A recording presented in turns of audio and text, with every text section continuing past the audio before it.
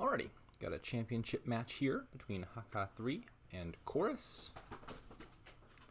I believe this is for the round of 64. Take a look at the kingdom. It's got Cultist, which maybe is relevant. I don't think it's going to turn into like a Cultist slog or anything. You got decent trashing and a lot of strong cards. So I think maybe you start out with Cultist, but I think this is ultimately ending up with some big Horn of Plenty Megaturn thing. Transmogrify with Cultist looks great. You use the Cultist early for junking, and then once you're done with them, you can transmogrify them into Captain or Horn or Storyteller, whatever card you need. And then you draw 3 cards off that in the process, which is nice. Do you get Soothsayer for draw? I assume you mean with Research. Or Storyteller, I guess, also synchronizes with Soothsayer. Synergizes, not synchronizes. I could see Soothsayer coming up. Probably not early in the game. I think you want to spend your terminal space on Cultists early in the game, but I could see getting a Soothsayer. Power up your Storytellers. Forum also looks really nice. Yeah, there's trashing and all, but it's not going to get rid of like all the junk, especially when you're getting hit with a bunch of ruins. And so getting to sift through the junk with Forum seems significant. Opening, I would think, is probably Silver Transmogrify. You could consider Silver Research as well.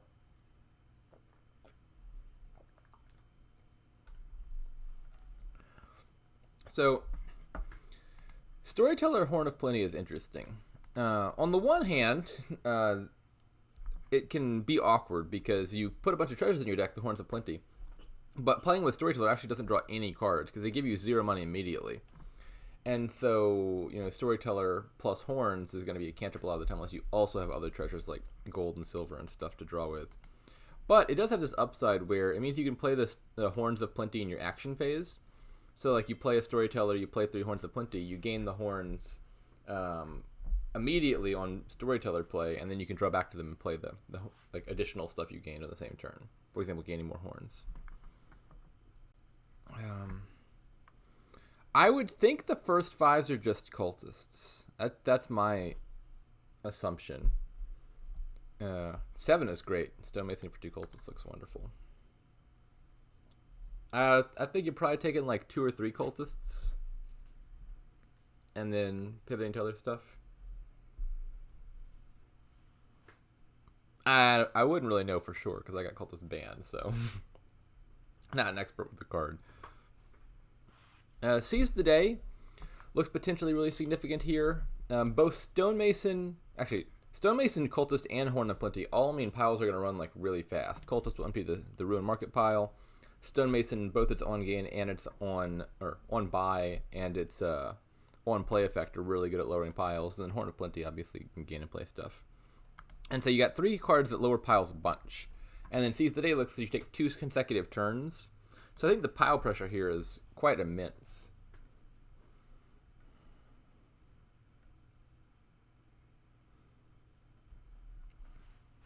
I don't think Ruin Market is like actually a good ruin here. Like, yeah, it's the only buy and all, but I don't expect to buy multiple things per turn here.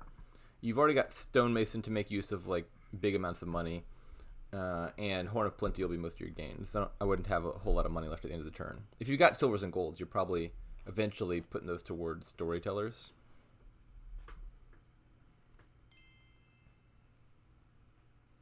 Two times Forum and Delay. That sounds reasonable to me.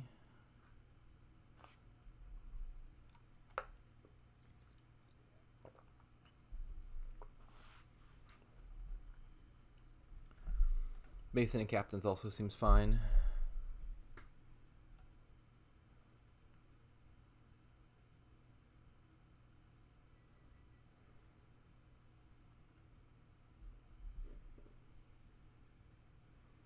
They go for the Captains.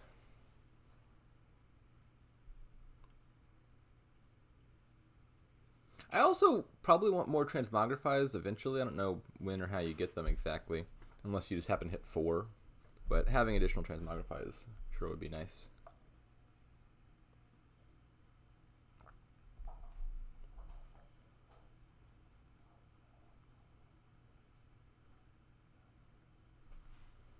think you just trash a copper here and buy nothing.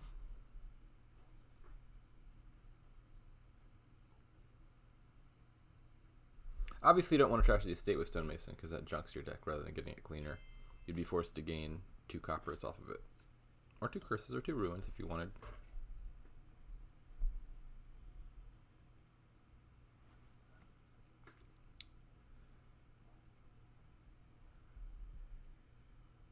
My impression at the moment is that Chorus seems ahead, and I suspect that's something to do with being player 1 in a kingdom with cultists.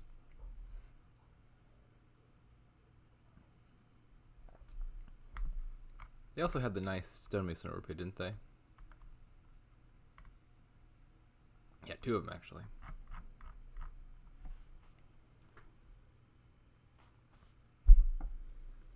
What do you take here?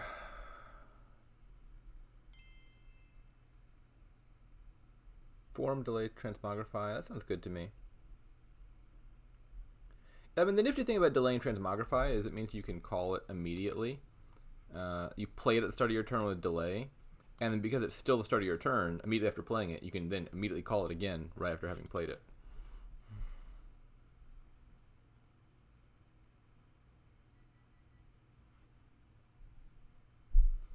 They go for another cultist. I think I wouldn't gain another cultist off of this Stonemason. Probably like a storyteller or something. The ruins are almost out.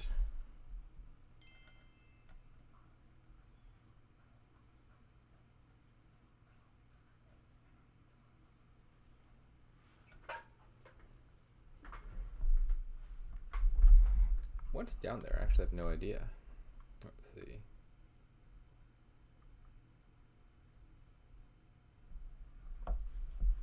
I think both their captains are down there. What else?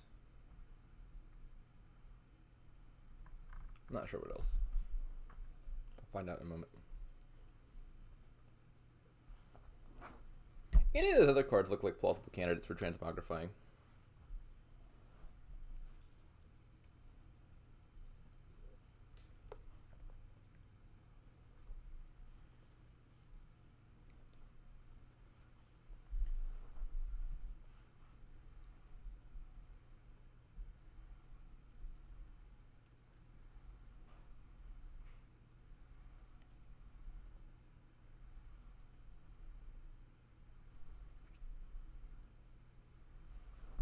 So Captain can only reasonably be played as Oasis most of the time. You can't play it as Research. You can play it as Transmogrify, but that wouldn't do anything. You just get the +1 action. You can't put it on your Tavern map. And you can play it as Stonemason if that came up, but that would probably be a low value play most of the time. Or you can play as Ruined Market, I suppose.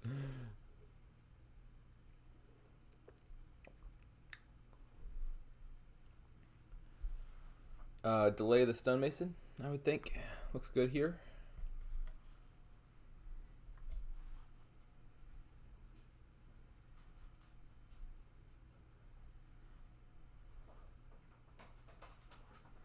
I don't think you want any other cards that cost 3 or less. I don't think you need more silvers, and Oasis looks like a bad card at this point.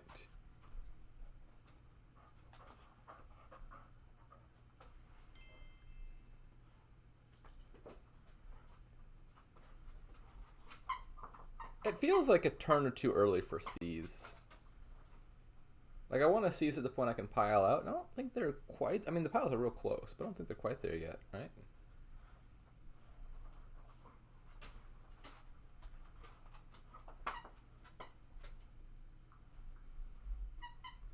Apologies for the dog squeaky toy noise in the background.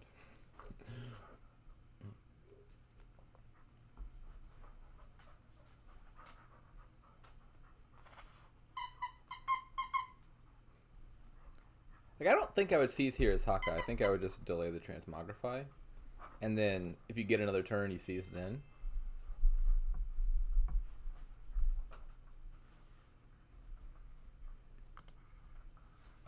Transmogrifying the Cultist sure sounds good. So you're transmogrifying it back into Cultist just for the 3 draw, and then Stonemasoning it into 2 other things. And just you draw 6 cards off of that. I could see that.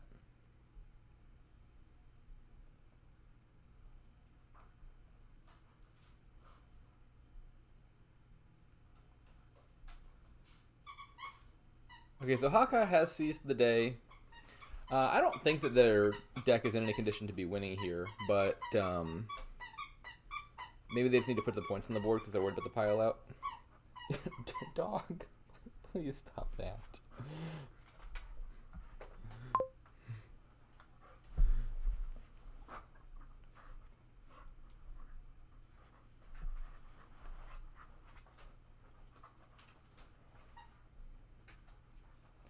We're not quite at province. This is 7 money. I think ideally Hakha probably would have liked to buy a province. Yeah, I think it is very plausible that Chorus wins this turn, even if Hakha scores. Doing 4 cultists and 7 stonemasons is not outside the realm of possibility.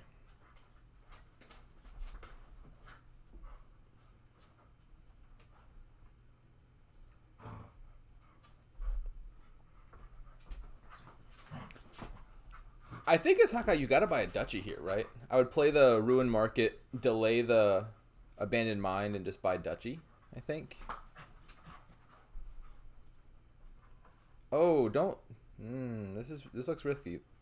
So they're not scoring, and they are lowering the stonemason pile.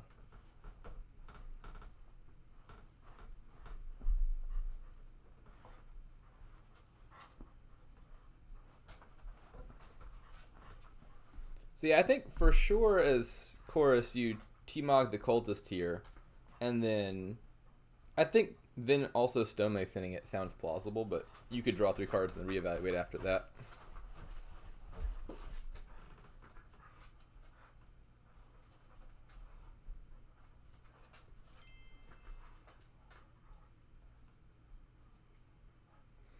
Yeah, you can take Storyteller. Storyteller's going to draw you like 5 cards here. Well, not net drawing 5, but it's getting you 5 cards further through your deck. I guess 6 even, because you could play the Oasis first.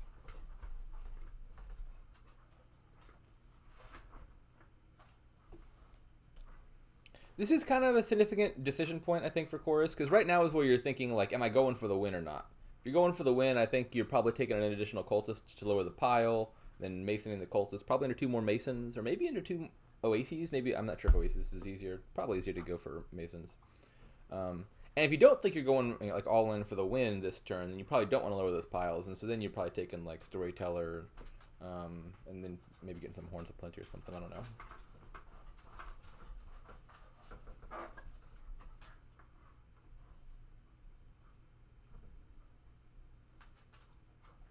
What are these bottom 6? Do we know?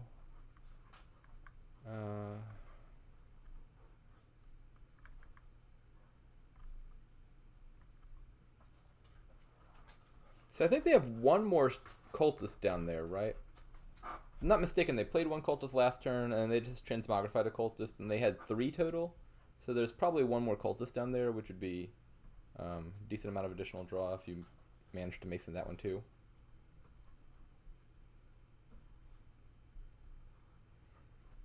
There's a big risk here, of course, is if you get most of the way through your deck, you lower cultists a bit, you lower stonemasons a bit.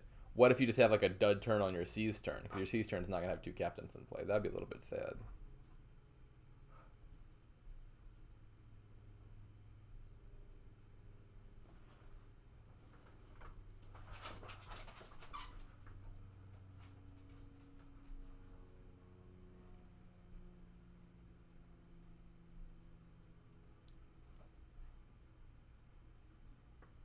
So if you're not going for the win, which it seems that they're not, I would think it's probably important to score.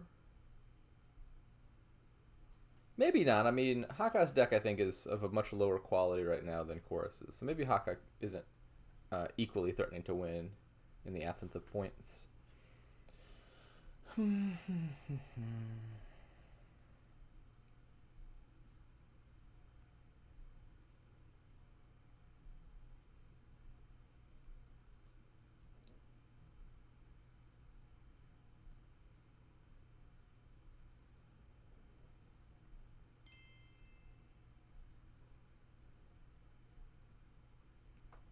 Well, I think the ship has sailed on that.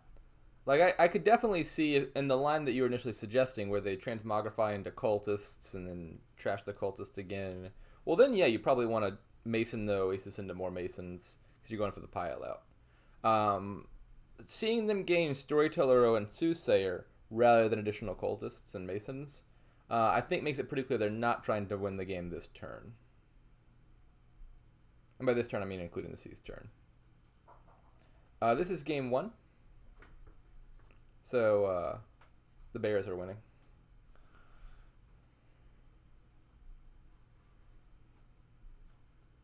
I think you play Ruined Market here. I agree, it's pretty possible that this is a win there. So if you play Abandoned Mine, you can buy a 5, and the 5's really good. If you play Ruined Market, you can delay 2 things, and then maybe buy C's, which also sounds good. They do neither of those. They elect to trash a Survivors. I would assume the piles are Cultist and Stonemason from start of turn. So you'd like gain 1 cultist off of the transmogrify, then you stonemason it into 2 stonemasons. Now you're at 3 cultists and 2 stonemasons. Or not 2 stonemasons. You're at 4 stonemasons. Then you have to do like what? 1 more cultist gain mid-turn somehow. 2 more stonemasons and then buy a cultist stonemason. That seems pretty doable on a C's turn.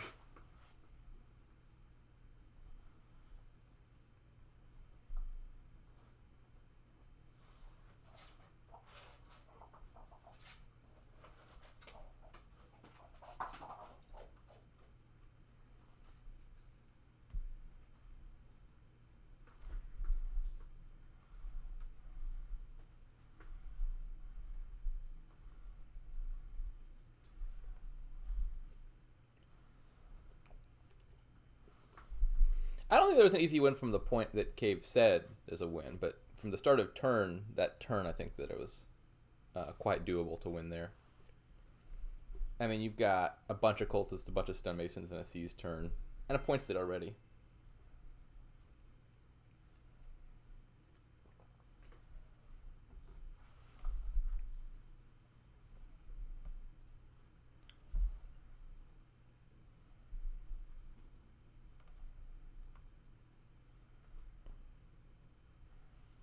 Bit of a sad hand for Storyteller.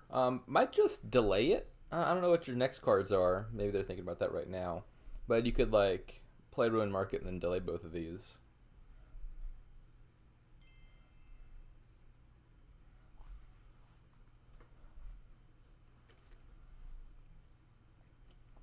Or thin a card and delay. That works too.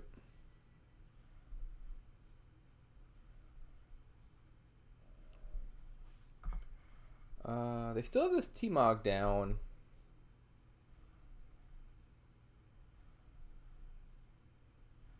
So surely you're transmogrifying cultists again. I think that goes without saying. The question is what you gain off of it.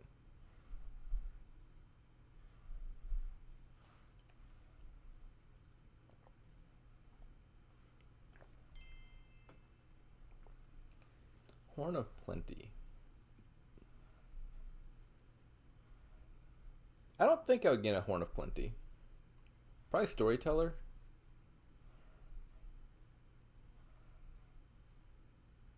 Oh, never mind. They had a Storyteller delayed. You don't need to gain a Storyteller. I totally forgot that.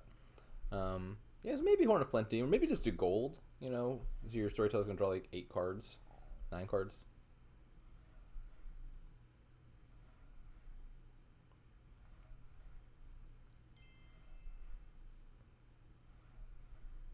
This wins if you find Ruin Market. Do you have enough actions to play Ruin Market? So you stonemason 2 captains into 2 cultists, and then that's just it. Yeah, I don't think there's a win here.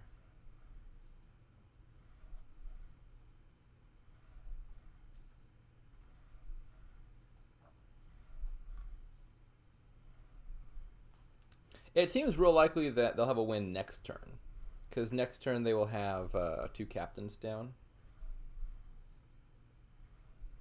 I don't know if it's possible, but what I'd really like to do here is to stonemason this cultist into 2 transmogrifies and then draw back to them. And if you can get 2 T-Mogs down, I think you're in a pretty sure position to win the next turn.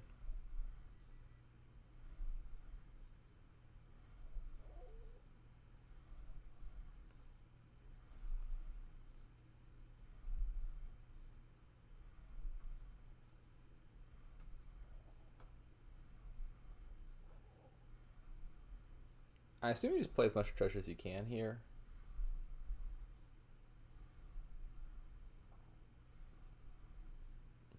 I don't know.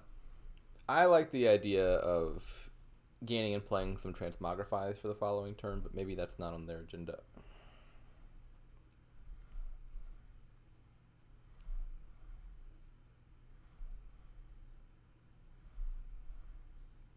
I think either way, playing the storyteller at this particular point in time is kind of weird. Like, you could do the stonemason, cultist, and the T-Mogs thing to draw back to it, but if you don't do that, I think the other natural candidate is playing the soothsayer and then drawing back around to the gold. Maybe they have additional draw down there, in which case it's, I guess, beside the point. But like this storyteller's gonna be drawing into your discard, so I think that you might want to put some more stuff into your discard first before drawing. Yeah, so they're doing exactly that. And they don't make it to the gold anyway, but now I think I'm pretty sure I'm stonemasoning the cultist for something or other. Gets you to that gold. And untop decks the cards.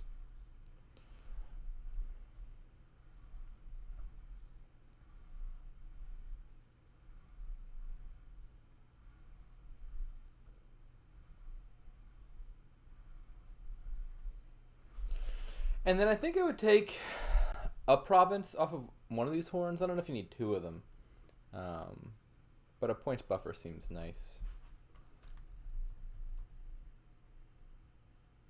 Hakha has C's, so they only get 1 turn.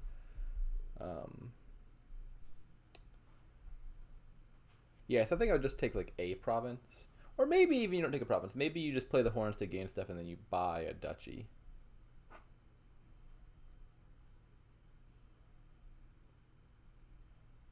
No, I'm back to saying I would take a province. I'd like to spend the buy on like forum plus delay. I think sounds better.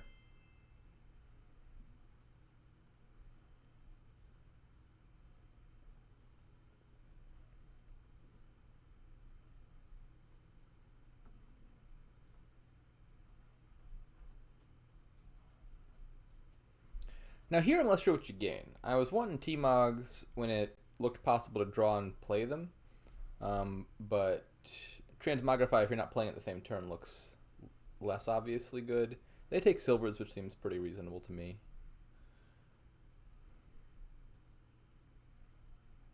I do think I want a province. You got a big lead, and Hakha probably can't pile, but I would play it safe.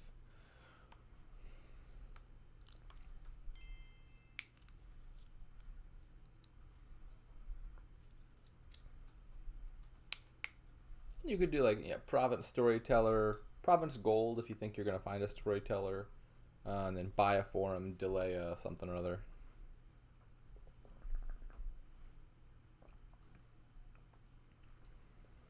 Delaying abandoned mine seems like it's probably the best. It's +1 coin, which is functionally +1 card as long as you find a storyteller, which is probably a better thing to have at the start of your turn than any of this other stuff. Delaying Ruined Village does give you a village effect, although their captains are in play, so they're going to have 2 villages anyway.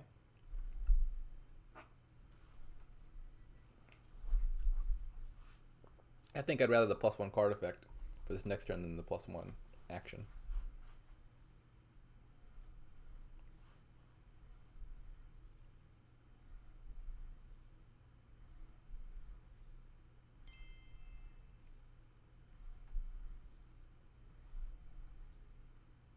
Two captains. Gaining 2 captains sounds like you want the game, or think the game's going to last 2 more turns. Ideally, I'd like that not to be the case.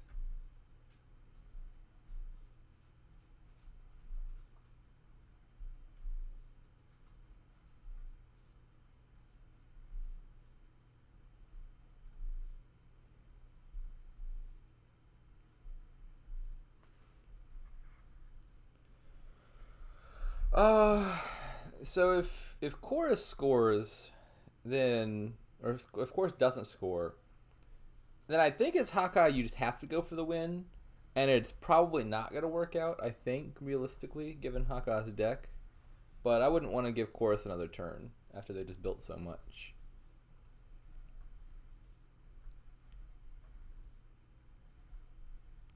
Problem is Hawkeye has no villages, so how are they playing like multiple stonemasons? Yeah. Yeah, I think Hawkeye's probably just lost. Like, I don't think they can win this turn with no extra actions to play more than a single stonemason, and I wouldn't bank on getting a next turn. Hawkeye's already seized the day. They both have.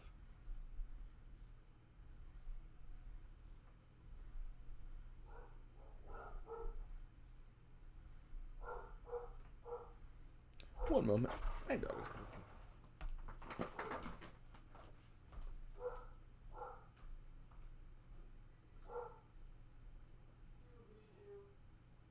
Dom, one Brad, one CD, two Bro, 50 ELT, now 73.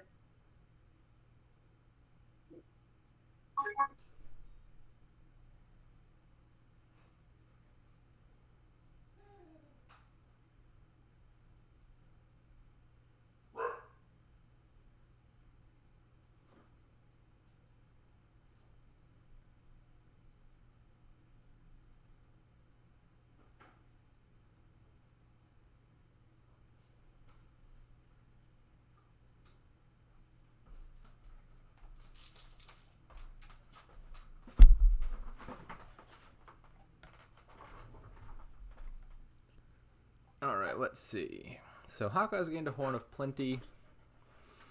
It seems reasonable to me. I mean, as much as anything is.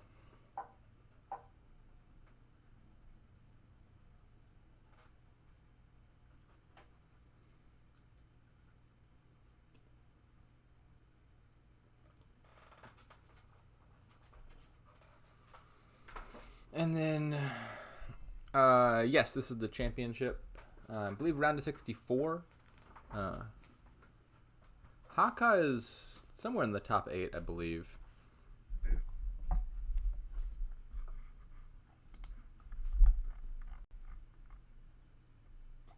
Oh, someone's unmuted, by the way.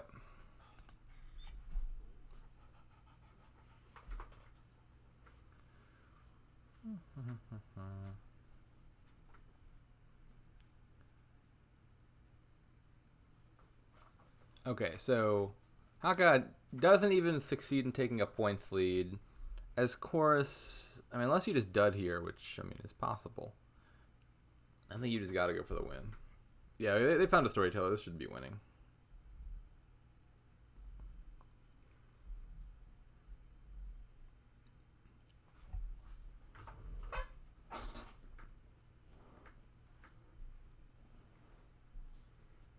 I think I wouldn't play this horn yet. You've got other storytellers coming up, and you can play it then before triggering your shuffle.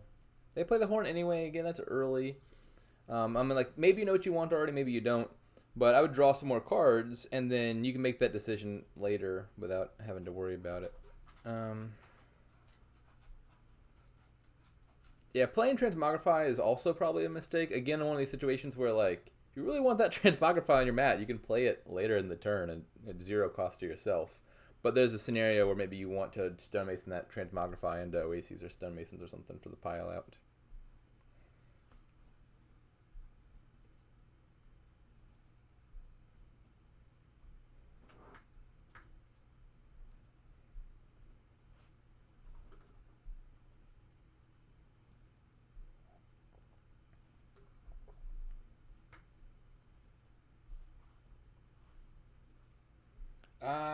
Discarding the copper was a little weird to me. I thought you would want to not stonemason, just to play that with Storyteller.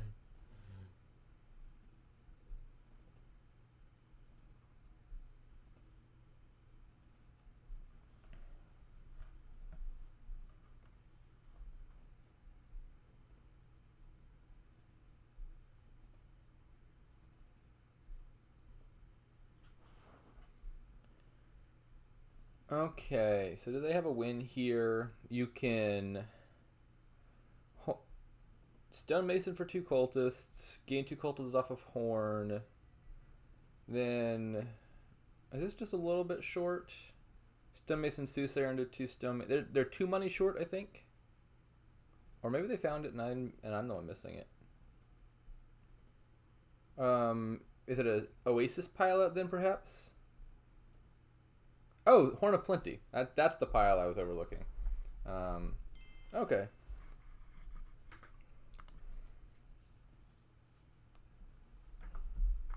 Alright, so game 1 to Chorus.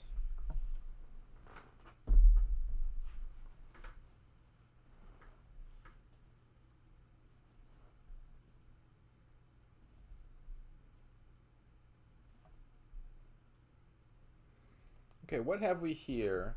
The thing that catches my eye is experiment plus inheritance is really good, because if you inherit experiments, it's set aside, and so you play the estate as an experiment, but the experiment can't go back to the pile because the experiment's not in play, it's set aside.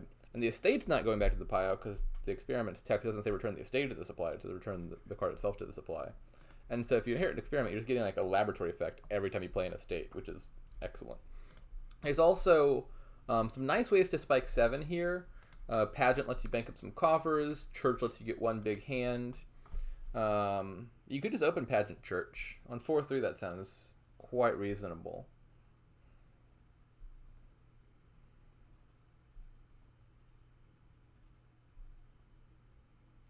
Pageant Tracker sounds fine. Again, assuming you have 4-3, that's going to get you a bunch of coffers. Because you take a coffer turn 1 and turn 2.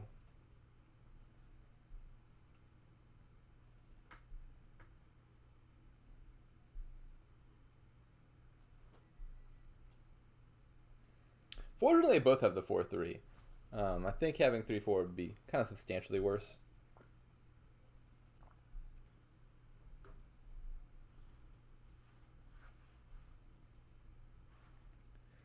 So if you open Pageant Church and you find the church turn 3, you are 100% guaranteed to hit 7. If you open Pageant Tracker, you're also really likely to hit 7 because you could save up a 3rd coffer on turn 3 if needed.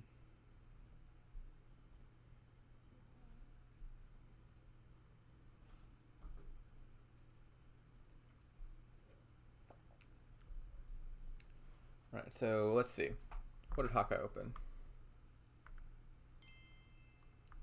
So Hakha opened Pageant Church, Chorus opened Pageant Tracker. So Hakha does not get the good draw, which is the turn 3 Church.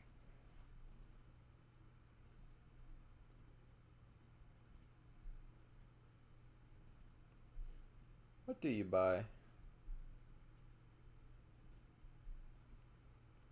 So I think you're pretty sure you're just setting aside a bunch of stuff turn 4 and getting inheritance turn 5.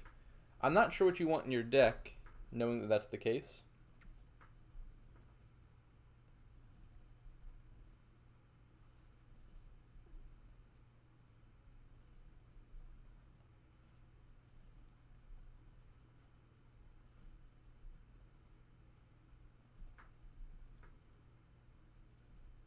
I think second church sounds right to me.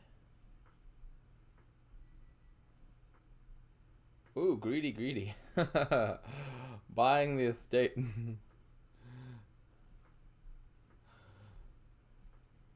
They're gonna hit 5 next turn though. They'll be fine. Not 5, 7.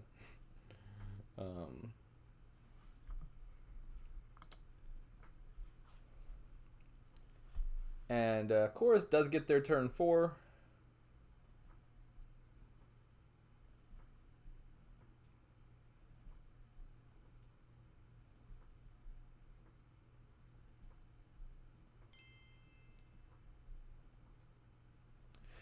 Do you trash a copper here? I'm going to say no. I I think the copper is not so bad for your deck now that you're going to have 4 labs worth of draw. And I'd rather have the copper.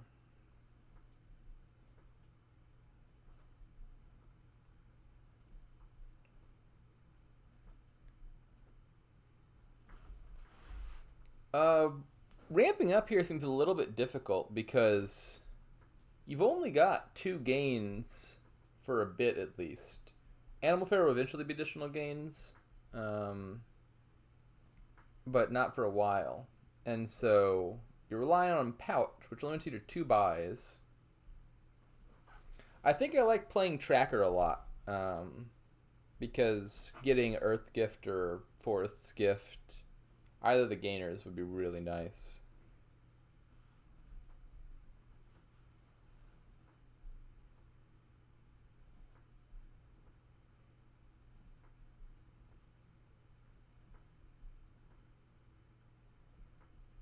So what do you take here as Chorus? Their church is coming out of play. I think they want a second church, but now might not be the time for it. Maybe like a state wandering minstrel. So then you can add a second terminal next turn.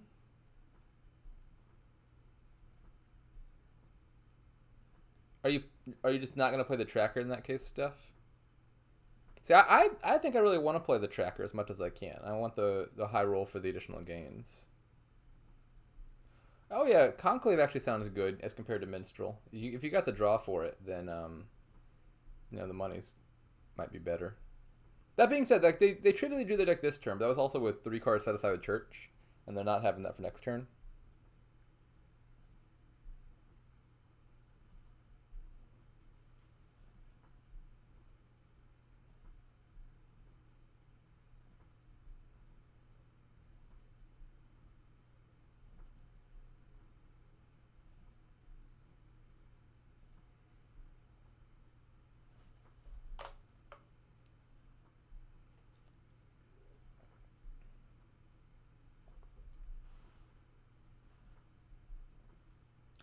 They're empty soon, but they're not empty next turn. So like if you buy the Paddock here, you can't play it, or else you can't play your tracker. I think that could have waited another turn.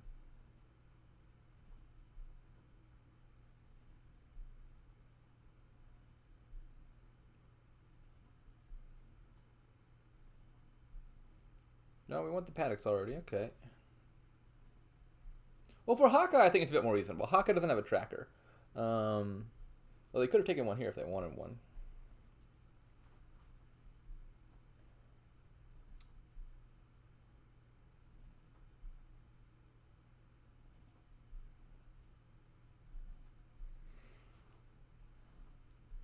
What's that bottom card?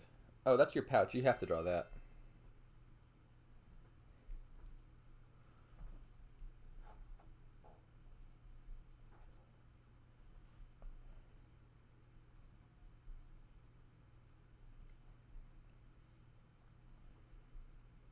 And then what are you buying here? Sure wasn't Animal Fair. Might be turning the tracker into it at this point.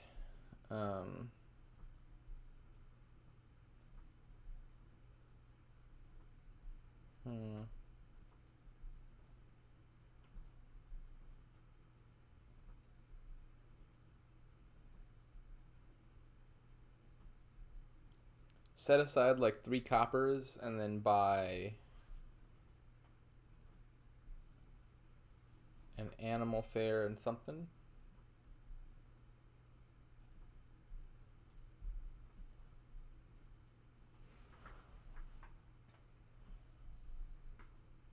Oh, I kind of want the Animal Fair early, because like if you buy a state in Conclave, well then it's easy for your opponent to just take the last estate, and now they haven't, well, like, they've activated your Paddock, but that doesn't do anything for you.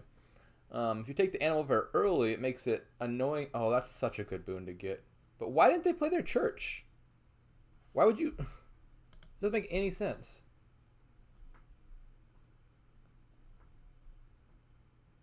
Maybe they're planning on turning the Church into an Animal Fair? That sounds wrong to me.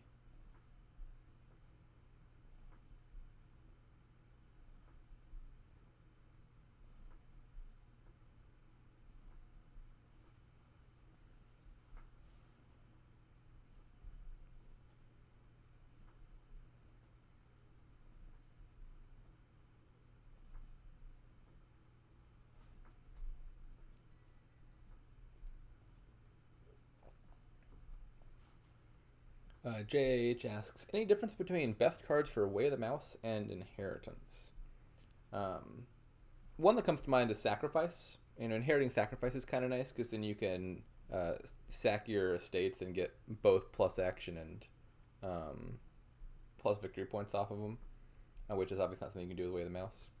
Unless you meant Way of the Monkey, in which case there's a vast world of difference.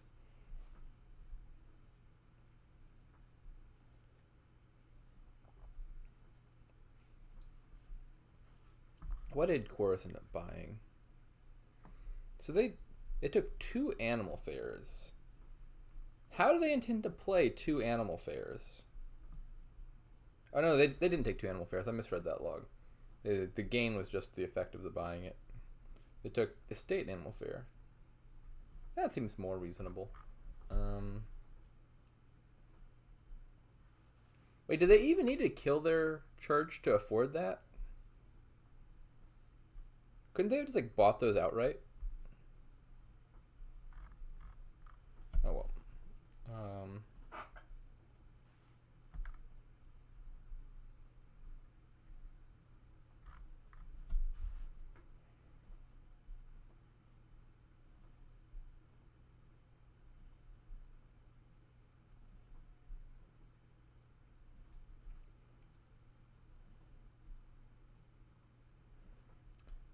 If Way of the Mouse were here with Experiment, that would be illegal, because Experiment is also in the kingdom.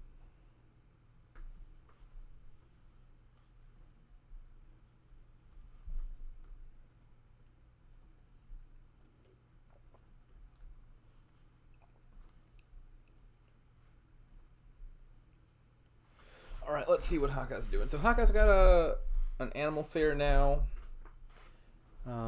They still have no village, so they can't play 2 of them. Second paddock. Okay.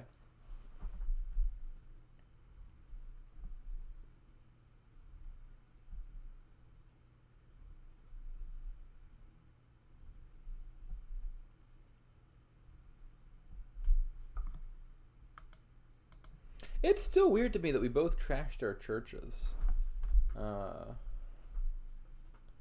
I quite like church throughout the game.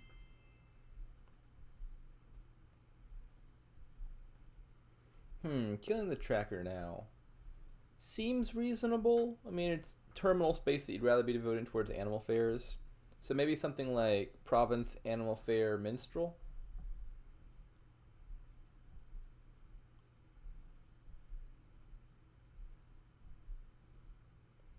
Could be Conclave if you're a little greedy. This deck's got hella labs in it and some horses, so that might be worth it.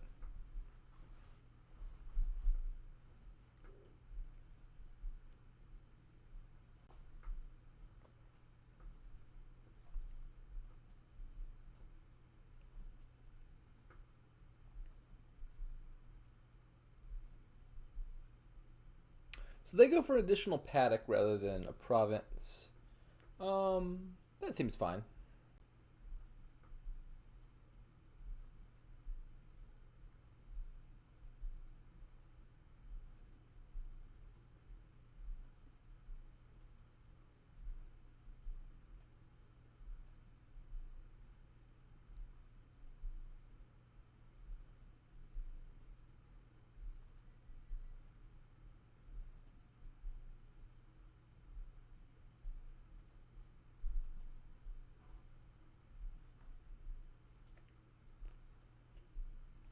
Yeah, that checks out to me, Tom Riddle. I don't see any flaws in that logic. The syllogism is unassailable.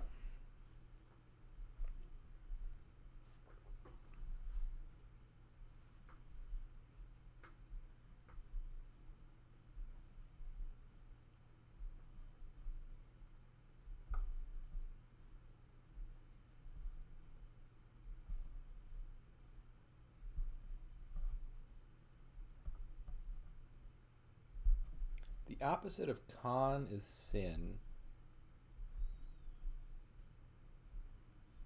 I don't follow that one.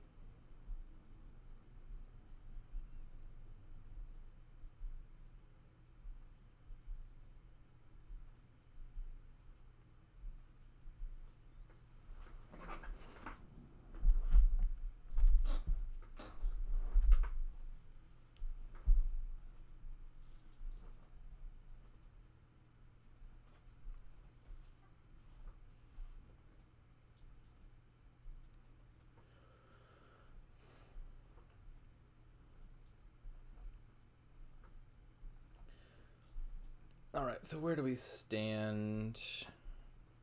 They're at 2 animal fairs each. Looks like it's, I'll find out in a second once they've drawn their deck.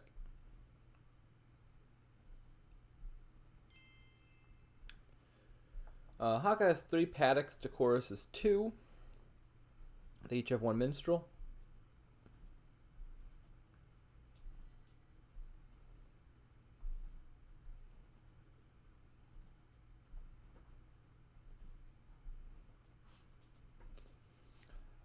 So I think you're turning a horse into an animal fair and buying 1 more village. That leaves you with 2 more buys and 12 more money. Not sure what you're doing with the 12 more money.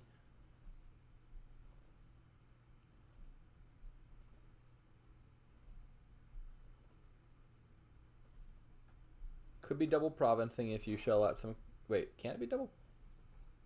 Yeah, it can be double province if you shell out the coffers. I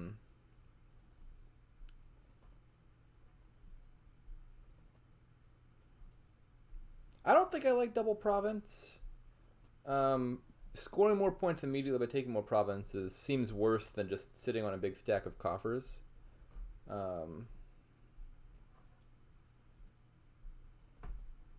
Like, I'd rather have province duchy and 3 more coffers, I would think, than 2 provinces.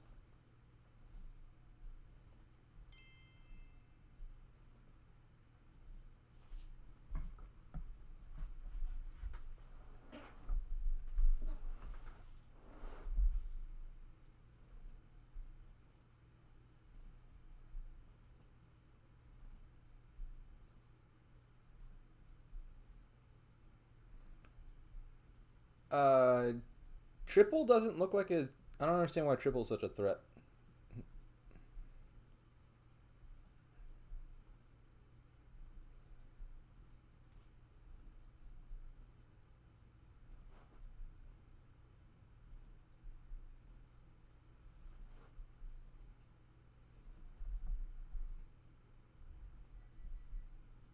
I would think something like double province minstrel animal fair.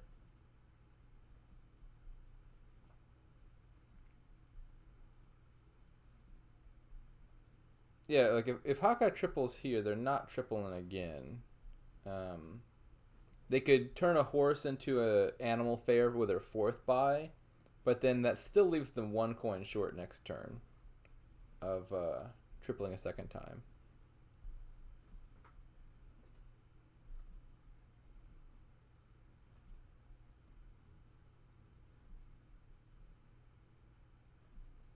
I think I like double province minstrel animal fair, but they're probably gonna do a lot of counting right now that I'm less inclined to do. So we'll find out what Haka decides.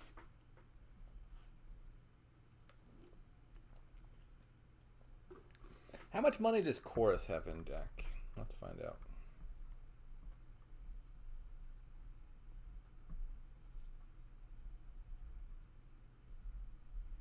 $24. All right, I'm gonna assume Shanahan's correct about having 24 money.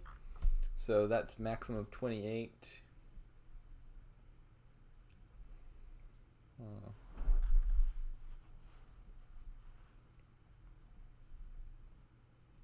So to do quad next turn, you need to bring your payload up to 28 and take a coffer, which means you get 21. You need to add 7 money.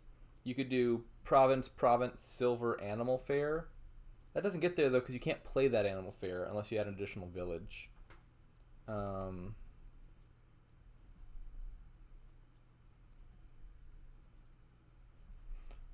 Like, even if you don't add a village, adding an animal fair is kind of functionally... oh, no, never mind. I was going to say, like, you could just decline to play a paddock, but the paddock's actually not what's limiting your terminal space. This is already non-terminal.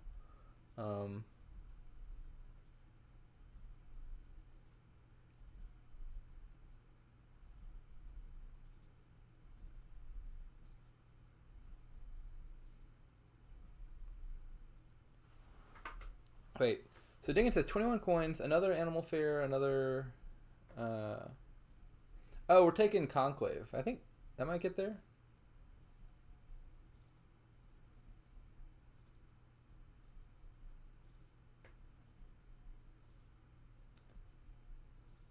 So 21 money plus 4 plus 4 plus 2 is in fact 31 money. Yeah, that's one short.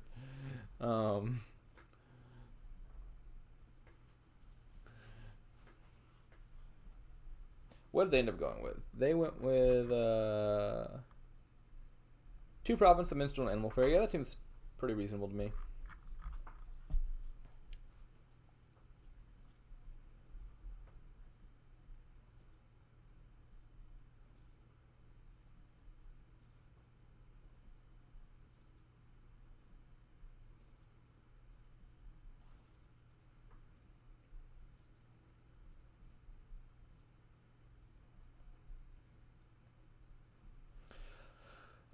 Looking at where Chorus's deck is, it sure seems like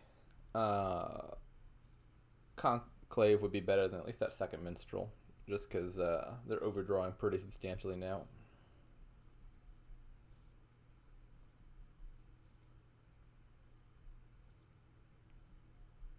So now what do I do? Your opponent's threatening to triple province. So my first inclination would be to take just a single province, which brings you to 19. And then, can you beat triple if your opponent does that? That would involve you buying the final province, 2 duchies, and an estate next turn. No, 4 duchies and an estate next turn. So, 30 money? Ooh, that's... We're going to buy some more estates here, actually. So maybe something like province, 2 estates, conclave, and an animal fair, something like that. Oh, you're right. You can't buy estates.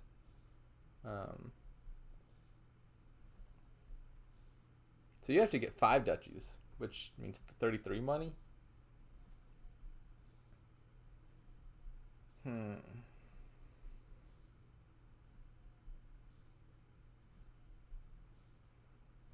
I'm pretty sure I want 1 province and some number of duchies.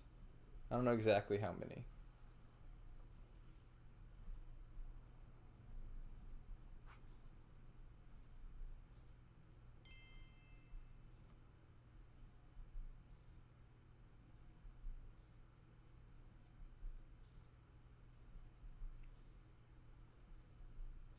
Max duchies. So province and... Are you shelling out coffers for those duchies?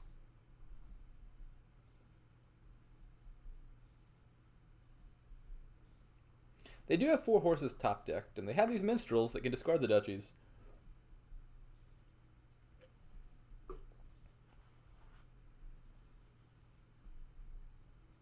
So province triple duchy? Yeah, that seems fine. I don't think the animal fair is doing anything. You just can't play it, right?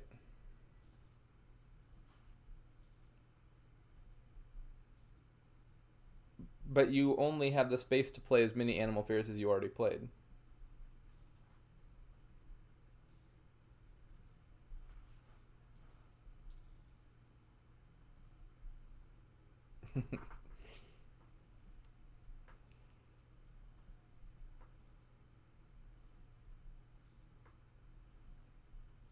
You just take 4 animal fairs, and now all your paddocks are villages.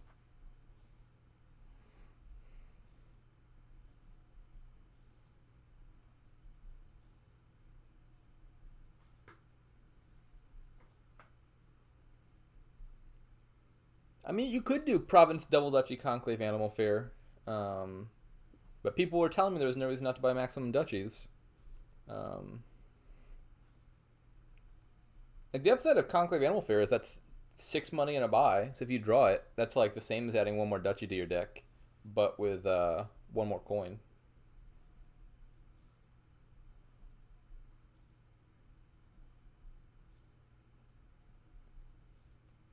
Yeah, 4 animal fairs. The problem with that is paddocks are really low.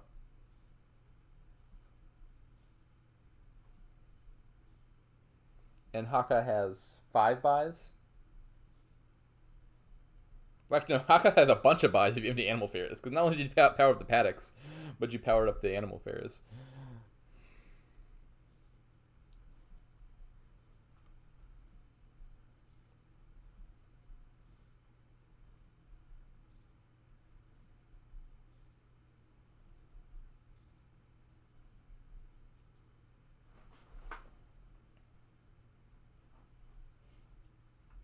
I think I like Province Double Duchy Conclave Animal Fair.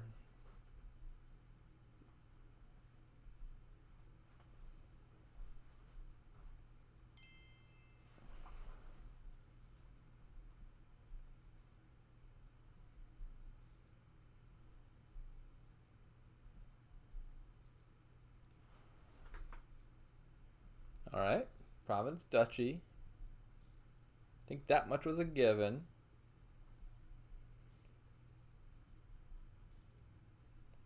I think probably at least one more duchy also seems pretty automatic.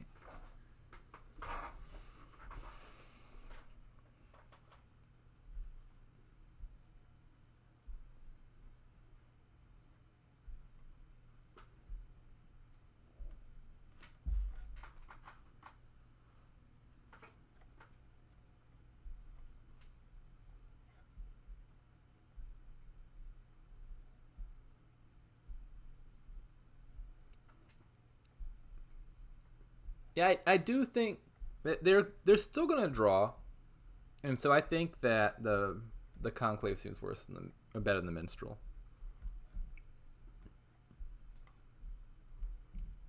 Experiment is interesting.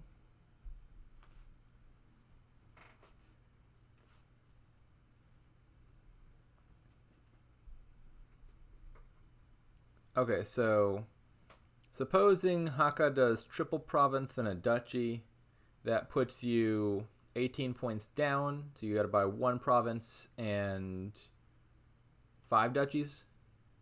So Chorus would need to have 33 money. Does Chorus have 33 money? Probably.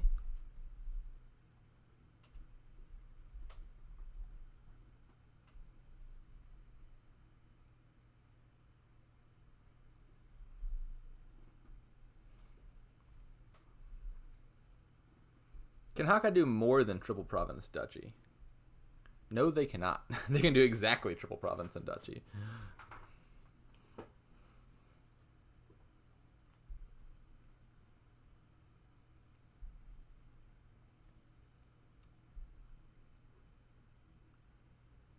Yeah, so I think as Hakha, you just buy 3 provinces and a duchy and hope that Chorus somehow duds.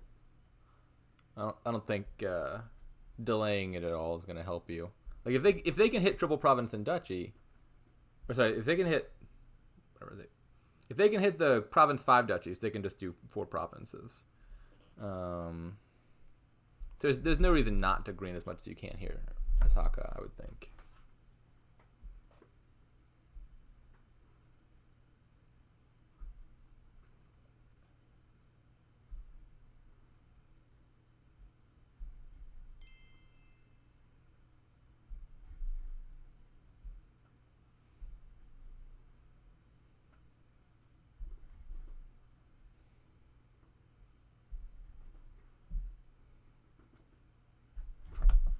Yeah, I think this line from Chorus looks pretty good.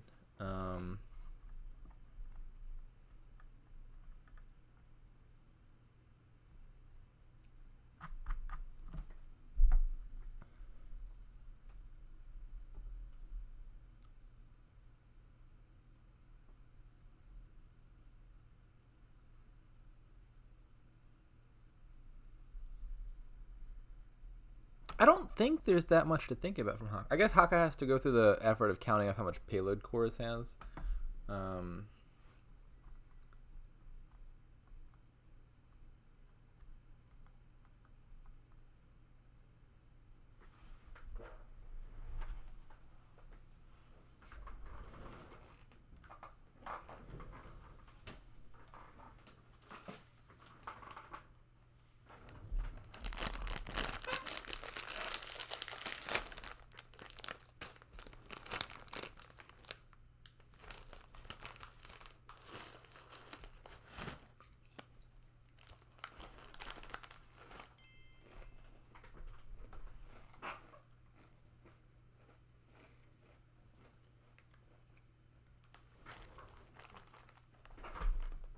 The problem with 5 rogues is lack of terminal space.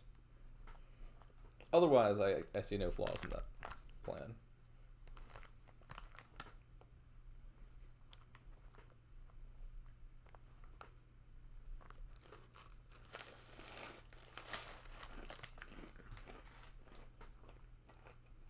stealing villages only makes every second rogue non-terminal.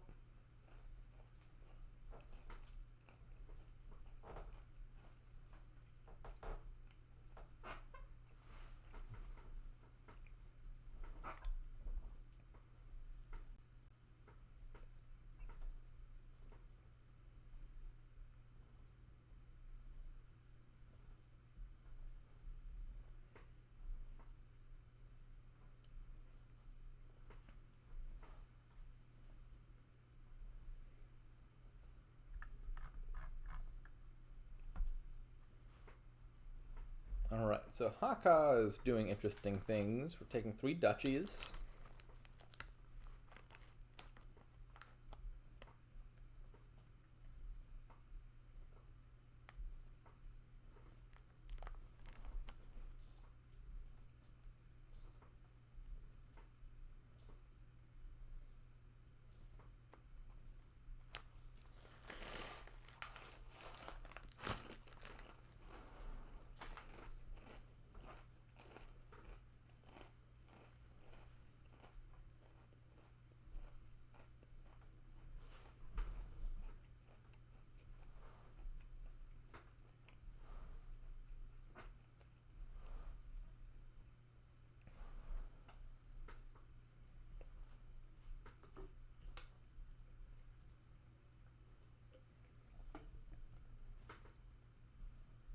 Hakha could have afforded 3 provinces and a duchy there if you shell out all the coffers. It looked like probably the best play to me. Just score as many points as you can. But even if you do that, if Chorus draws the deck, they just win.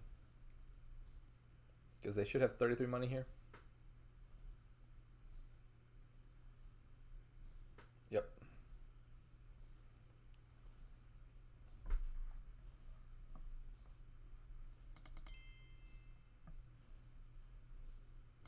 Like, I don't think there was really a good play for Hakha in that last turn. If they don't take any provinces, Chorus is threatening 4 provinces. If they take as many provinces as they can, Chorus has just enough to do province 5 duchies. Alright, what have we here? What we don't have is villages, or except Necropolis. We got a singular Necropolis. We also have Doctor with shelters, which is really awkward. So Market Square looks good here. You can activate it with Remake. You can activate it with Doctor or Dismantle 2 if you feel like that. Magpie is good.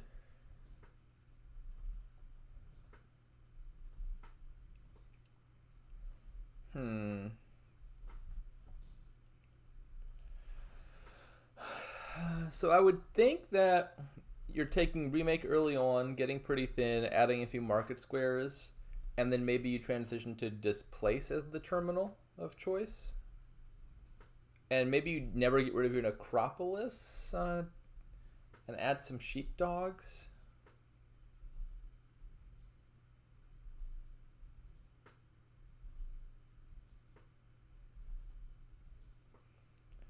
I believe it is now 2-0 for Chorus, right?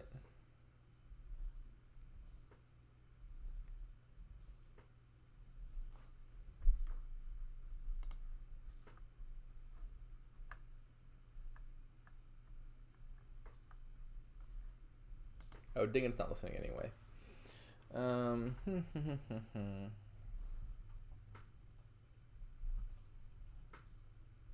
So, Star Chart Doctor. Yeah, that sounds pretty good to me.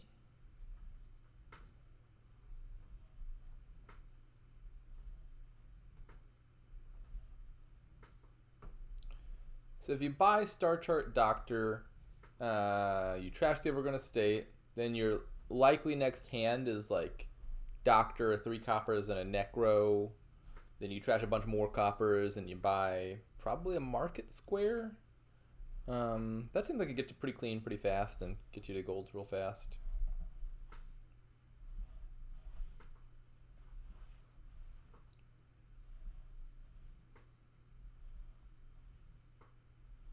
Would you trash the Necro if you're Hakha? I assume you mean if you buy Doctor on the $4 hand, which Hakha just doesn't.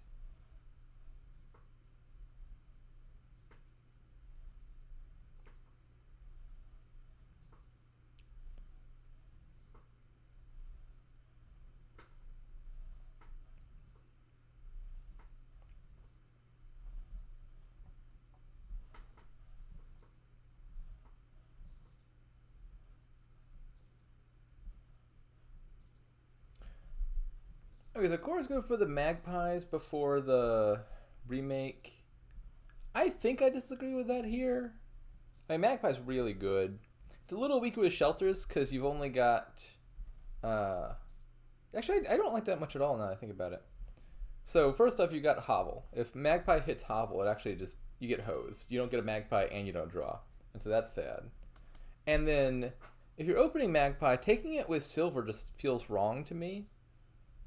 Because, like, early on in the game, you want your Magpie to not hit treasures because you want to get more Magpies. If I were opening a Magpie, I would take something else, like a Sheepdog or a Lighthouse.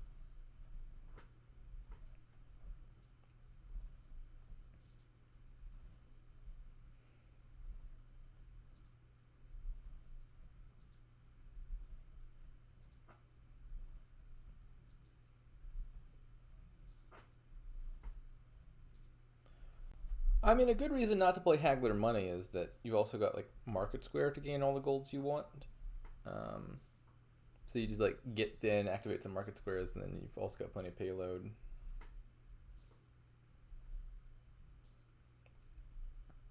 I don't think I like the Haggler, actually. Like, if you play with Displaces your terminal, you have the advantage of also activating Sheepdogs if you want to. I'm not sure if that's worth it, but, like, something you could do.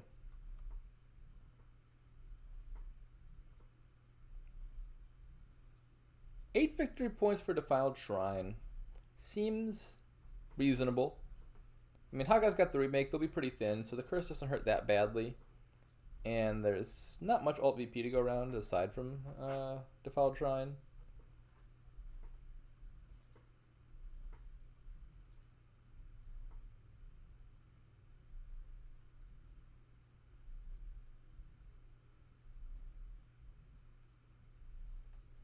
Neither has Star Chart, which is a little surprising.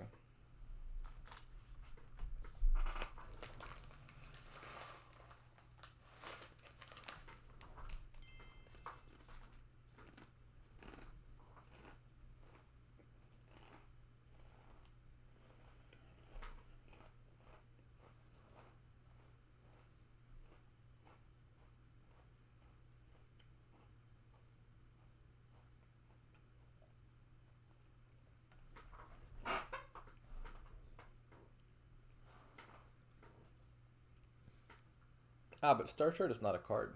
Star Chart is a landscape.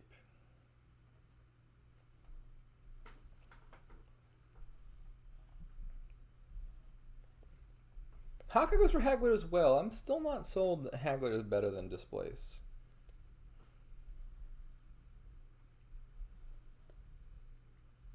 I mean, like, Haggler Money isn't bad or anything. I just think the other stuff looks better to me.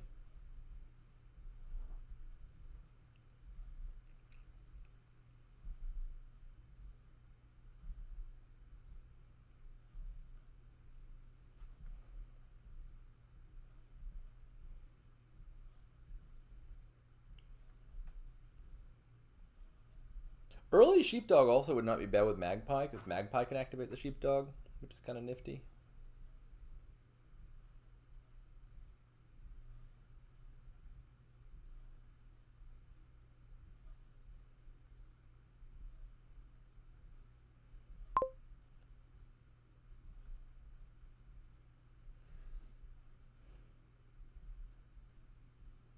Your wish was granted, Minion Pawn.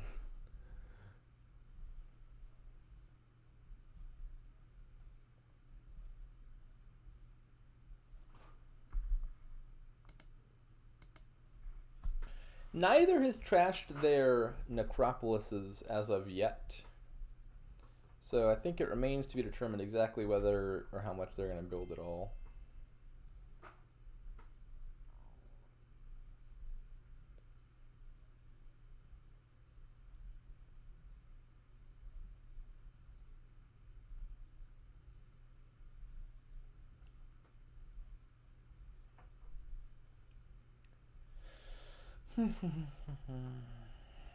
So, I mean, Chorus could take Province here if we're not planning on building.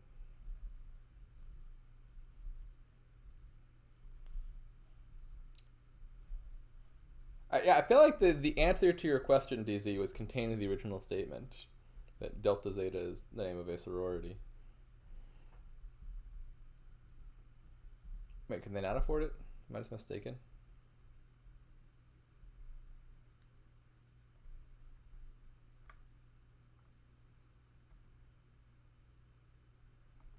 Did they only have 7?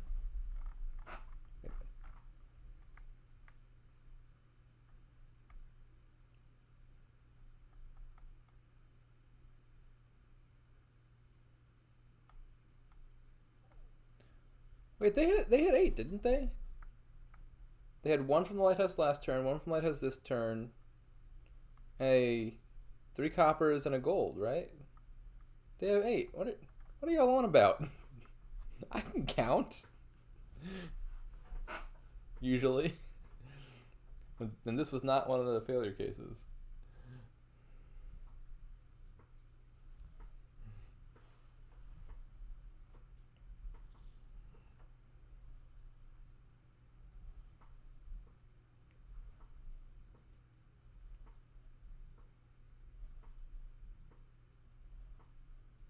Hakha buying a gold.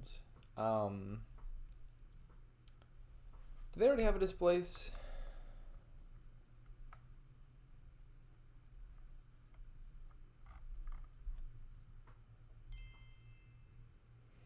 It is 2-0 for Chorus at the moment.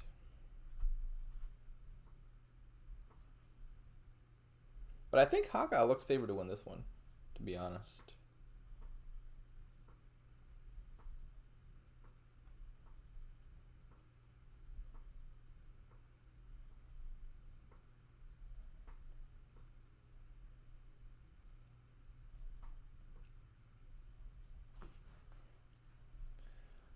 So what do you do as Hakha here? They displace the Haggler. That seems like a reasonable option to me.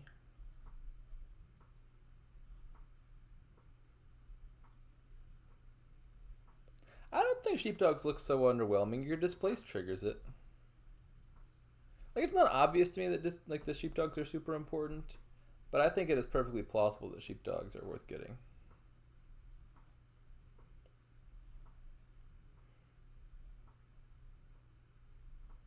Like, if it draws you another gold or something, you're really happy.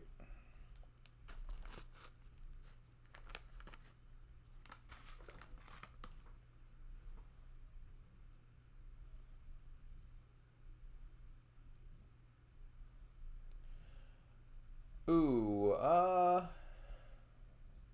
yeah, I think playing the market square looked like the right call there. Gets you to 8, whereas you were hitting 7 otherwise.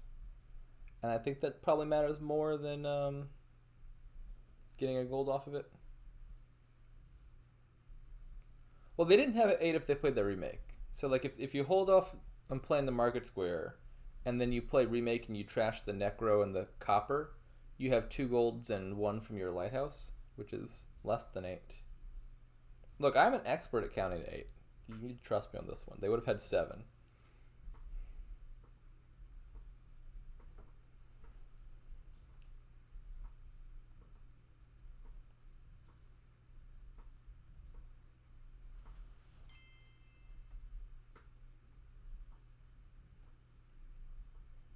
Which one? Count or counting house?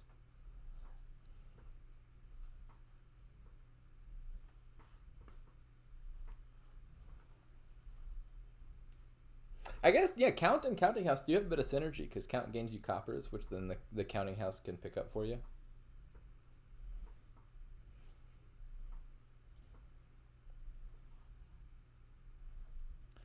What do you take as Hakha here? I'm thinking remake into Duchy? Could be remake into second displace. Could be undo and trash 2 coppers.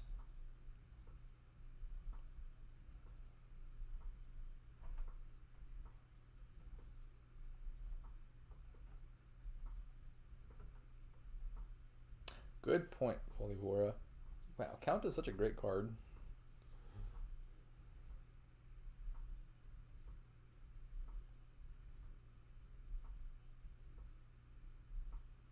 I like that we both killed our hagglers. I did not like those hagglers.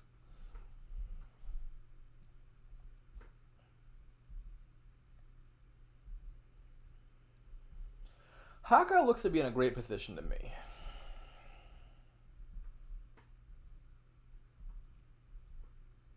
I don't believe that, Xerix.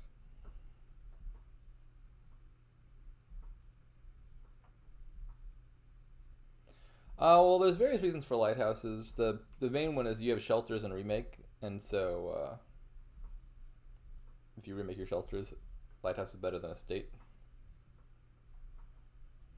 I also thought there was a case for lighthouse in the opening. If you plan on opening magpie anyway, opening lighthouse over silver means you're likely to gain magpies faster.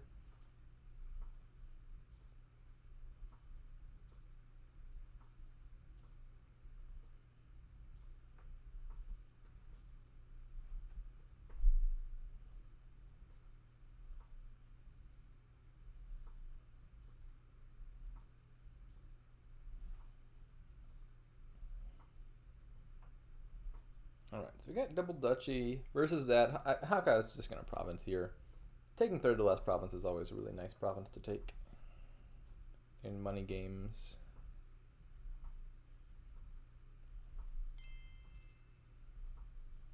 I was thinking about remaking that magpie, but now that you know there's a magpie on top, I would play at least one more magpie. Because you know you can remake the next magpie. I think the term is anti-penultimate? I remember this coming up in some match and someone looked it up. I believe it's anti-penultimate.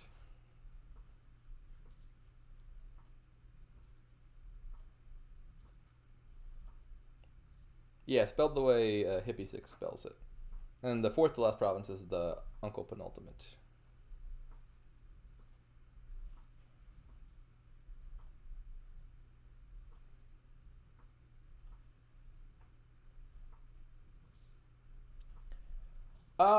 Ooh. I wouldn't have played that magpie. Once you draw that gold, I think you're just remaking magpie into... Or actually, could they've... This doesn't make... I think they were thinking they could have drawn the displace, but it doesn't work like that. I think you just remake and take province duchy and hope your opponent does. And you top deck a displace.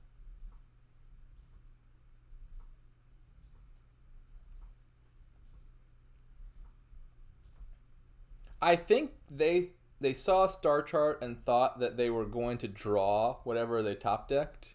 Like that was the star chart for the magpie draw rather than the magpie reveal.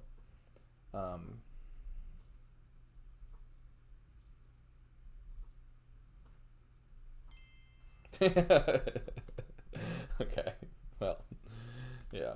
I think they were likely to lose regardless, but I think there was a better play there that gave them some chance of winning. Your opponent's pretty unlikely to dead anyway, though, so. Alright, 2-1, Hakha coming back. I think I wouldn't undo that. You need to look at your whole deck.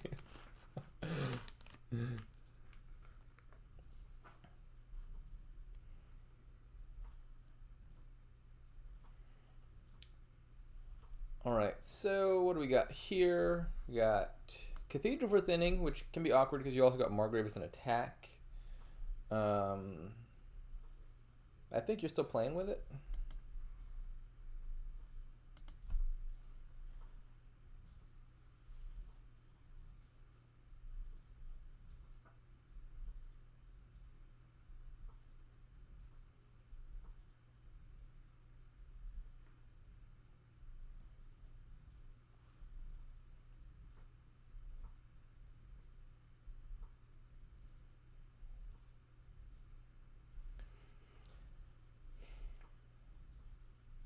So what are we doing here?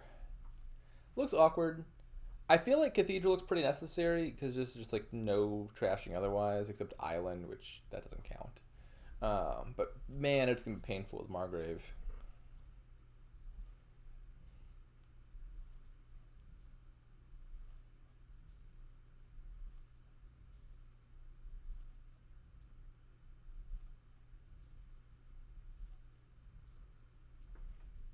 It'd be nice if there was a way to play beggar at the start of your turn, like if you princed a beggar or something, and then you use silos, and then you're getting +3 draw off the beggar.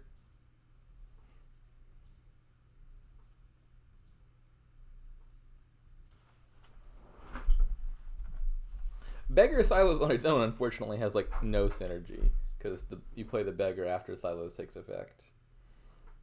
I guess it's not zero synergy because Silos makes having copies in your deck less bad in general.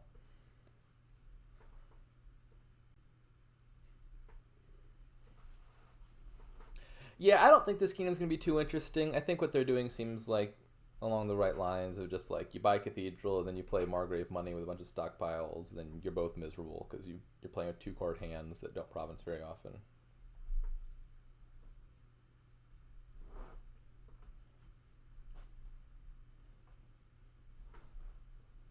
I would not call Fairgrounds a museum a combo. I think there's some minor synergy there in that both of them incentivize you to get the same set of cards, namely all the cards.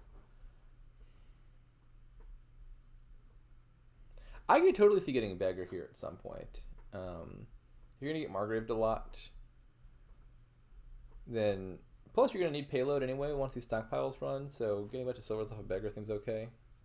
And like if you don't get Margrave attacked, well, playing the Beggar also seems okay because you'll need some stuff to trash the Cathedral eventually.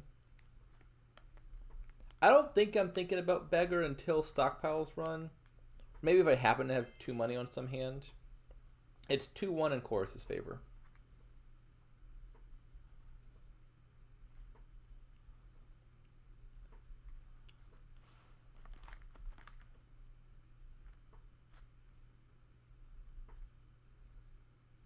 Yeah, so Hakha had the opportunity to buy a Beggar there and passed up on it.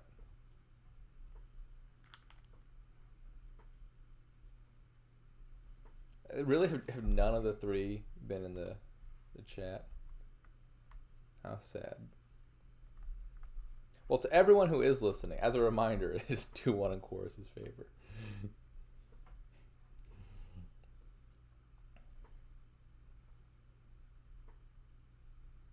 Glad I could help, Xerix.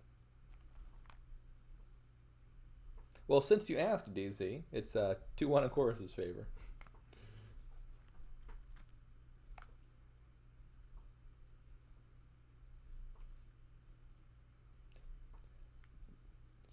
Tell him anything as long as it's not the truth.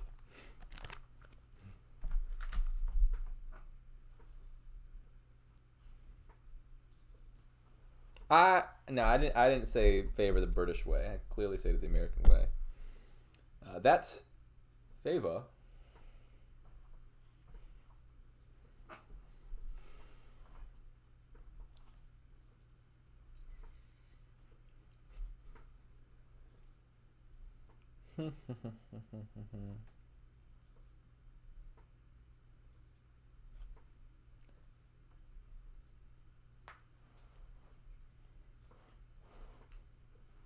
Yeah, you would know if you were listening, Bingen.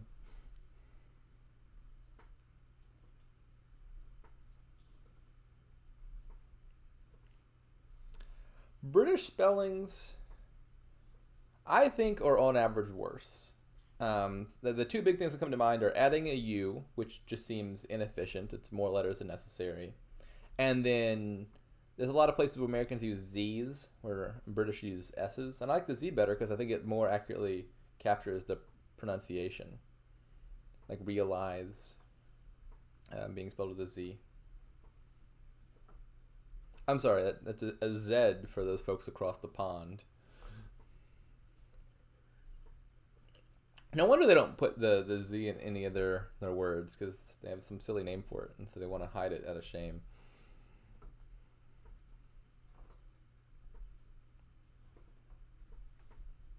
Canadians are just like the awkward middle child between the US and the UK.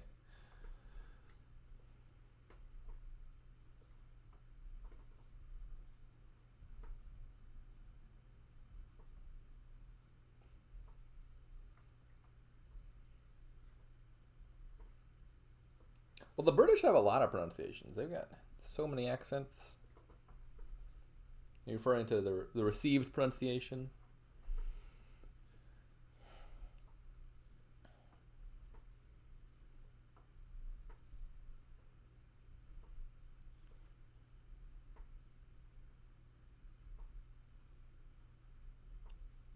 Alumina. I think if you had multiples of aluminum, that you would pronounce it alumina. I think it doesn't come up because it's usually just being used as a mass noun.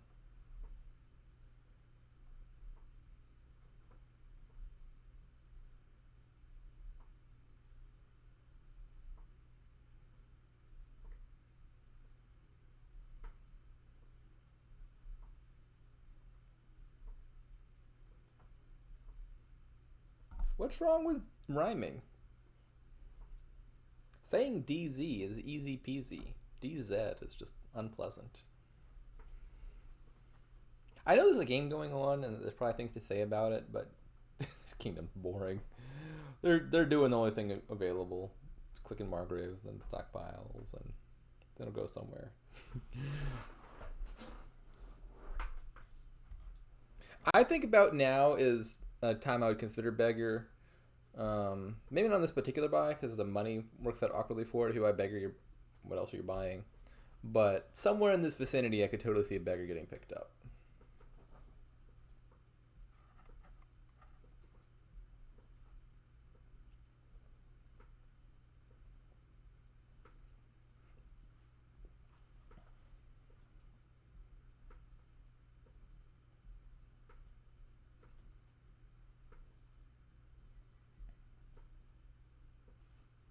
Wait, who says orientated?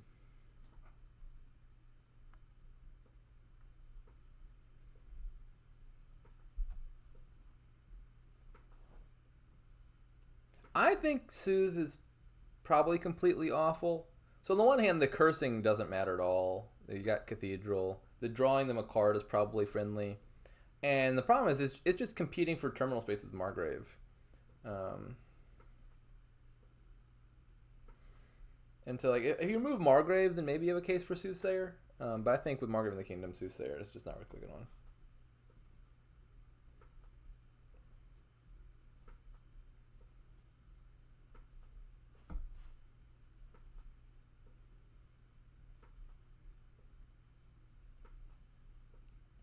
I think I like the Chariot races. I wasn't really expecting them. They weren't on my radar for that turn. But I think it's reasonable about Chariot races. Like, the big advantage here is they're probably stuck in this, like, really long, protracted Cathedral game. And eventually those provinces are going to clog up your deck so much. Like, Cathedral in those last few turns, we got a bunch of provinces and you're playing money. It's, like, hard to hit 8 without trashing provinces. And so Chariot is giving you victory points that are just, like, stashed up and not clogging up your deck. Seems like a pretty worthwhile thing if you can just, like, land a few of them.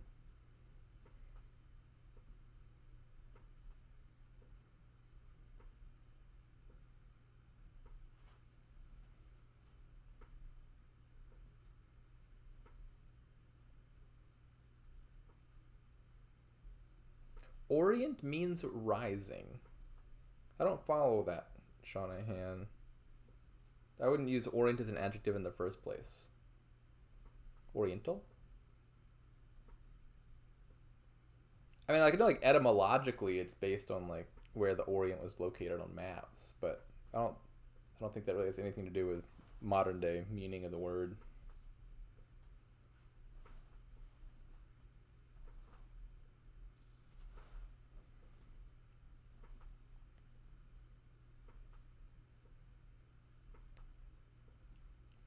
Wait, who says orientate? Is that, are there Americans that say orientate? Is that what the British say? To me, the verb is just orient.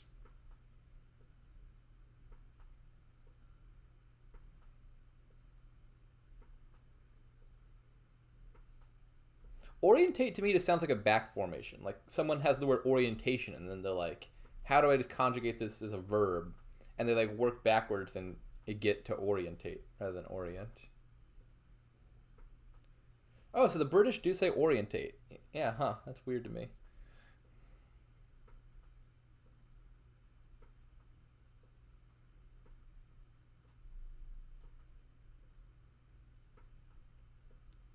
Yeah, orientating just sounds like a mistake to my ears. Um,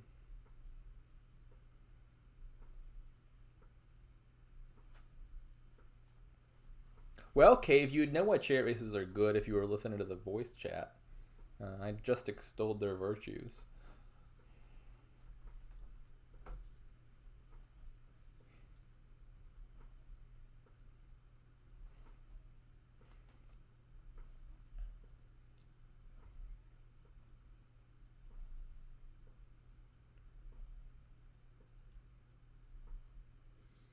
What do you buy on 5? Beggar chariot race?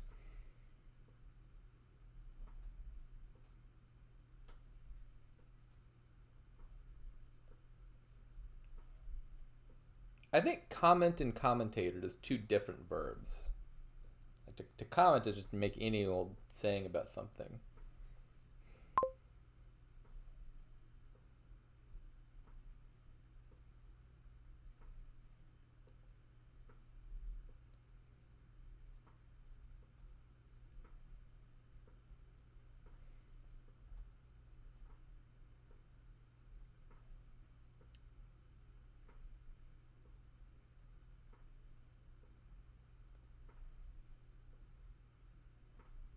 There's some treasures hiding under the gladiator pile, and we haven't seen them yet. They could be relics.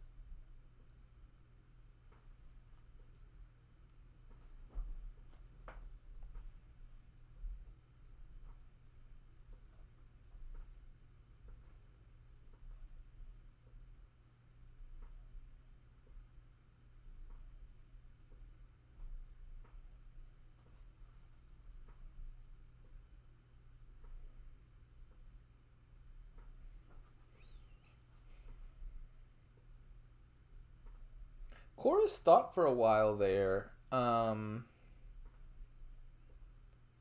I guess, I mean, the discard that they ended up going with seemed like the clear right answer. I'm trying to think of why they might not have, and maybe the answer is they're thinking about, like, well, I have 2 Margraves, and there's some chance I'll draw a Necropolis off their other Margrave play, so I could, like, hold. No, even that doesn't work, because you can't discard down to Margrave, Necropolis, or you'll have to trash one of them. Yeah, I think that the Margrave Copper Gold is the only reasonable set of cards to leave yourself with in that situation.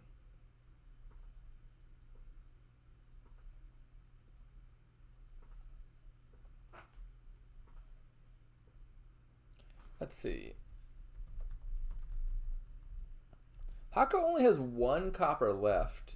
I think buying copper there would have been reasonable, yeah, because from here on out, now you're low on plus buy. You've only got this Margraves to work with, so picking up additional coppers isn't easy. I don't think I would have bought 4 coppers, but I probably would have picked up like at least 1 or 2.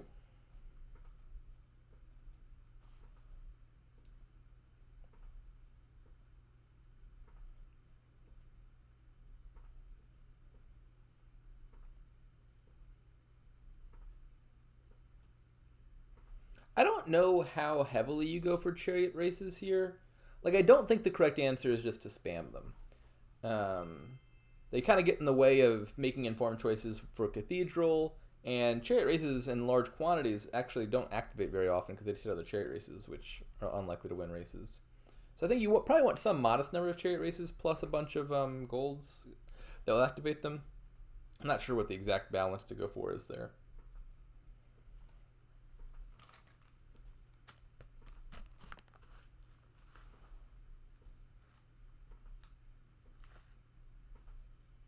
Beggar Province? I don't.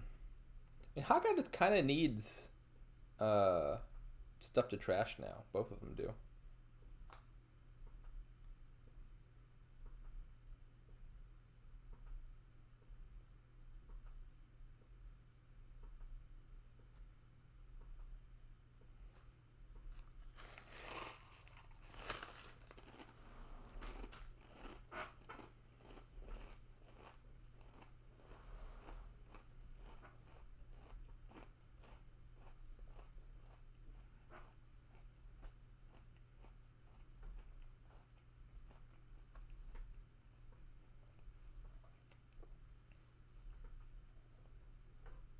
Is that early for Province?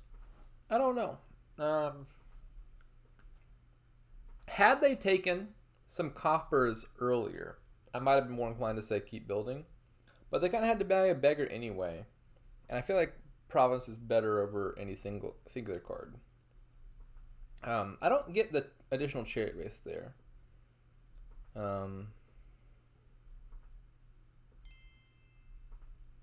I think we're killing the Necro.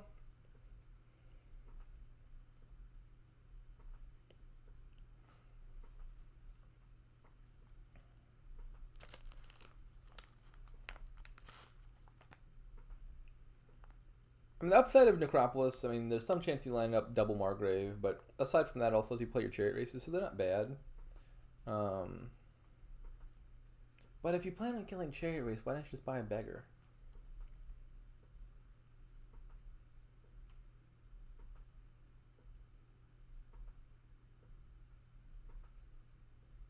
Beggar now.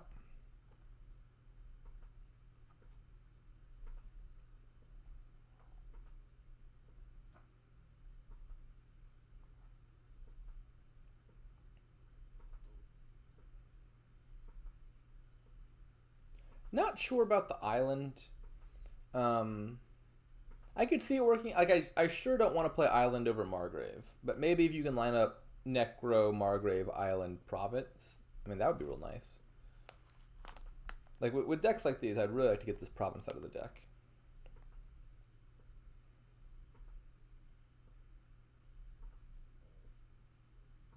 Oh yeah, Margrave is a nasty card.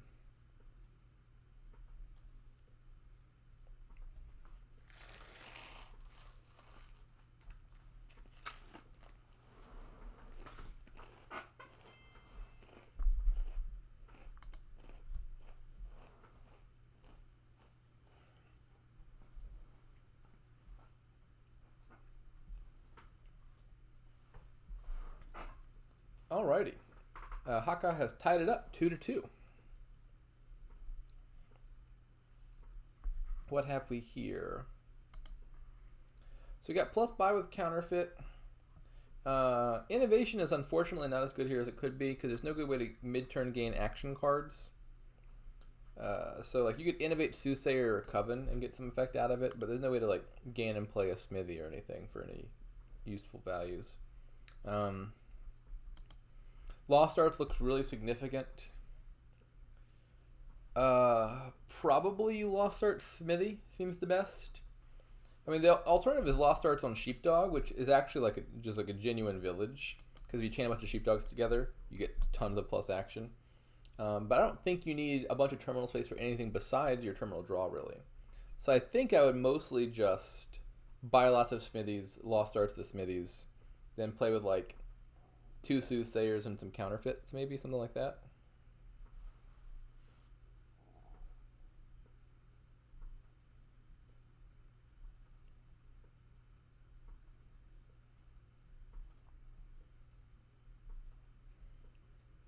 I think I would open Smithy Silver.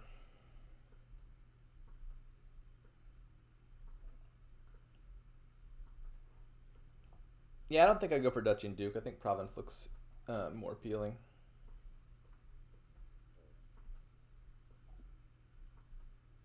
Hakha has the 5-2. Yeah, I think Counterfeit looks like the clear best buy on 5-2. I think the difficult question would be if you hit 6 on that first reshuffle, are you buying Counterfeit still or are you buying Lost Arts? And I think you'd still buy Counterfeit before Lost Arts. I don't think the value of Lost Arts is enough.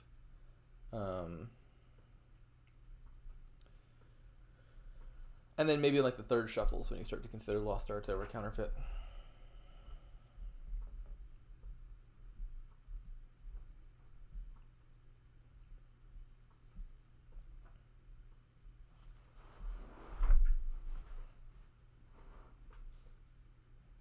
I don't see what Dingen sees in Duchy Duke.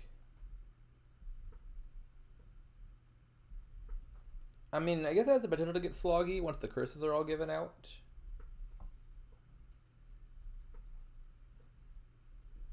But you're still going to have a deck with like 5 Super Labs in it. Oh, who's Sombreroed?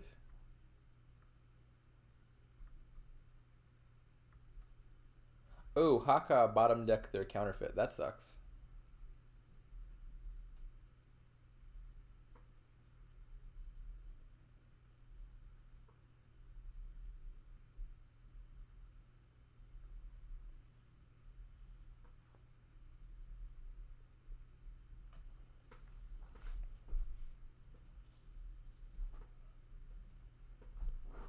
Yeah, Chorus had the really good draw. Chorus found their smithy on. Oh, never mind. No, they didn't. I was about to say they found the smithy turn 3. They had a pretty darn good draw though. They found the $5 turn 3, so they bought a counterfeit and they triggered a shuffle with it. So their draw was definitely pretty good. The ideal draw is smithy turn 3 into hitting 5, but they got pretty close to that.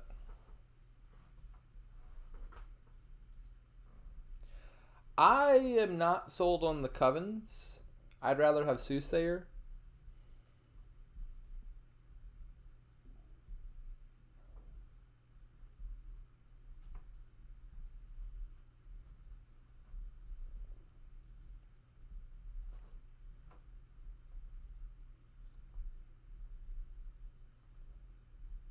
Looks like Chorus agrees.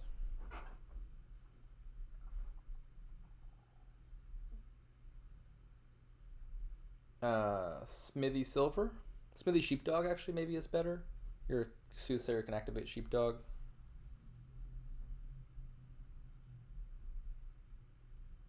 I think I'd buy Smithy Sheepdog here.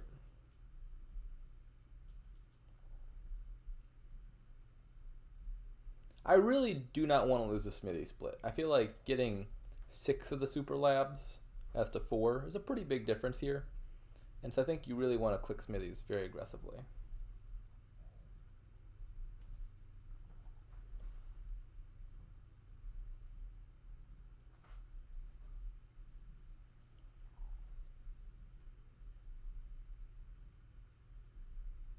Yeah, I'm on Team Sheepdog.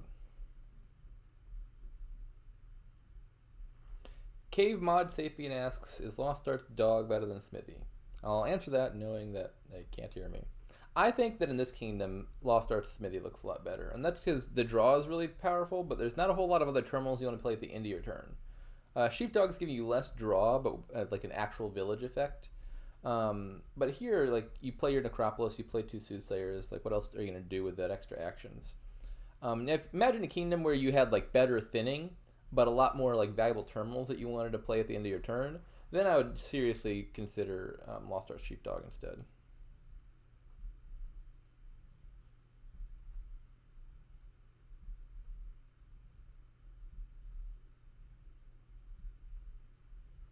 Yeah, I mean, I love innovation, but I don't think it's the play here.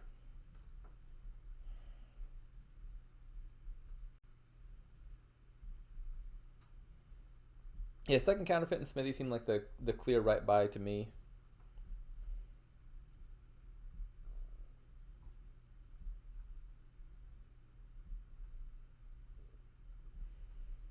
And this just looks pretty winning, right? Can you take all 3 Smithies without trashing a gold? You'd have 6, 7, 8, 9. Yeah, you can. I mean, if it took trashing a gold, I would trash a gold to take all 3 Smithies. But as it turns out, you can do that without even trashing a gold.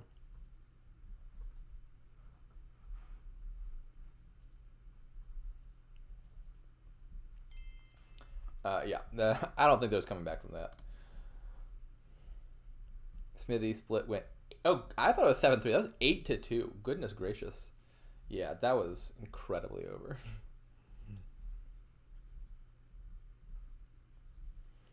I think that was just a factor of those early draws. Hakha had the 5-2 and bottom deck the counterfeit, which is nasty. Chorus had a pretty good turn 3, turn 4, and just kicked off faster. What do we got here? So, no draw is the big limitation here. So, we're playing something money-ish. How exactly?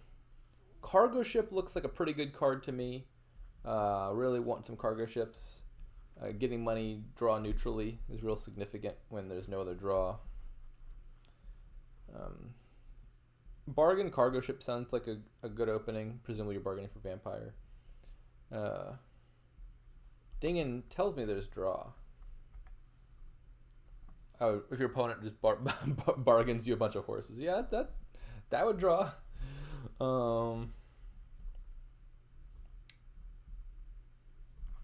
I guess your opponent could also give you a bunch of curses with plague. Does that count as draw? That increases your hand size.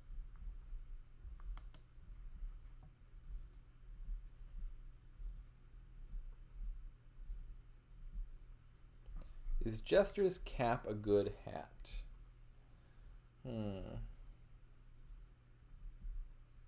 Is that a cap? Like it covers like the whole head. I feel like you're like starting to veer to like mask territory or something.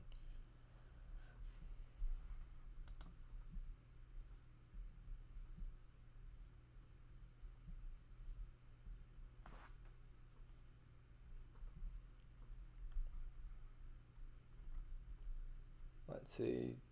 So we both bargained for vampire. I don't find that surprising. Yeah, bargain vampire cargo ship seemed like the clear opening. No surprises there. Oh, this is a real nice draw for Hakha. Turn 3. This is part of what makes cargo ship such a nice opener. Is like you find it turn 3, and you can buy a vampire, and then you play that vampire turn 4. So you're getting it in the second shuffle instead of having to wait till the third shuffle to play whatever you buy. Like on top of the fact that it's like drawing you a card, just getting it into your shuffle earlier is a huge benefit.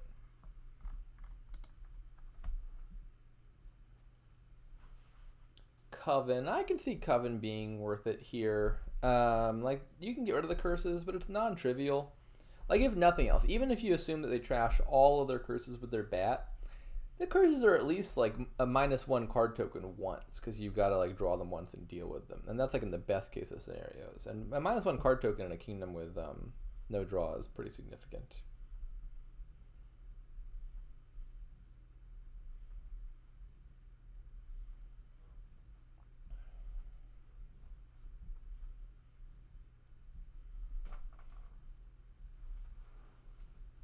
I'm not sure exactly where the decks go long term. Like cargo ships and vampires seem very clear in the opening. Probably take some covens after that, and then the curses pile, and then what do you do? I could see Merchant Guild or Jester both being plausible. Jester hitting copper is kind of nasty because again it's just junk in their deck. Merchant Guild is nice. You're not gonna stack Merchant Guilds very well or anything, but it gives you coffers, which can be nice. Could even see Royal Seal, to be perfectly honest. Royal Seal has some like at least modest synergy with Vampire because you can top deck whichever 5 you gain off of the Vampire.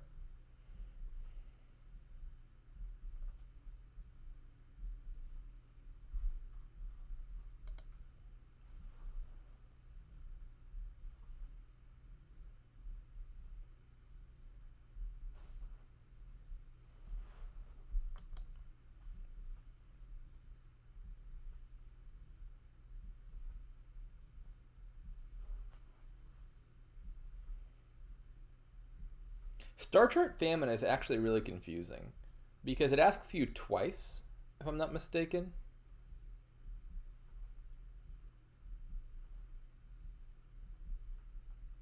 It did. It didn't there.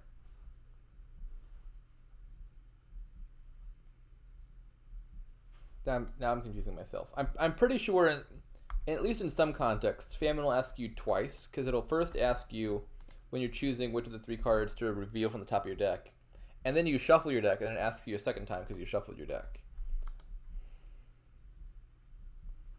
Okay, yeah, what Hippie 6 said.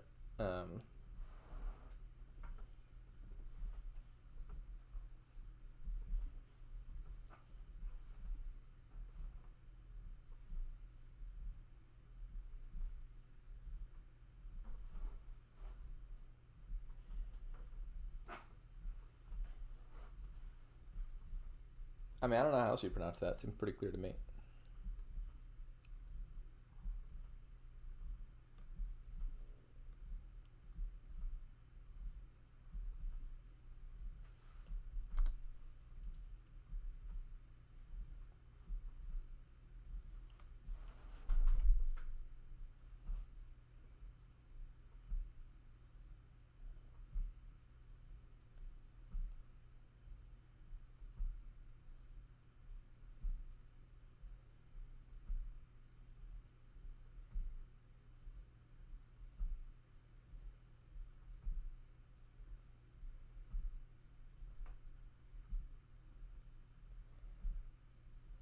Wait, Shanahan, how do you pronounce the letter H? You say H?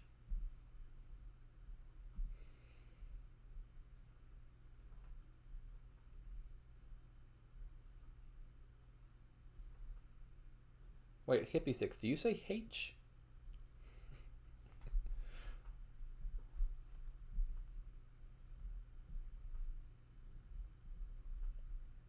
Well, thanks for asking, Haka. I would say the choice is between H, and H just seems clear to me.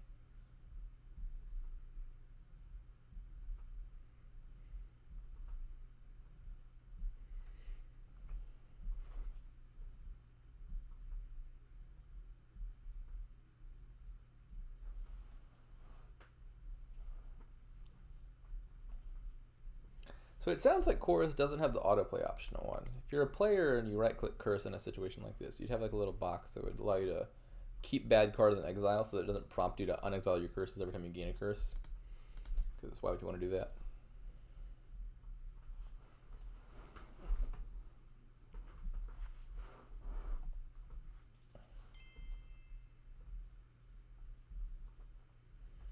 I think going for duchies real soon looks pretty reasonable.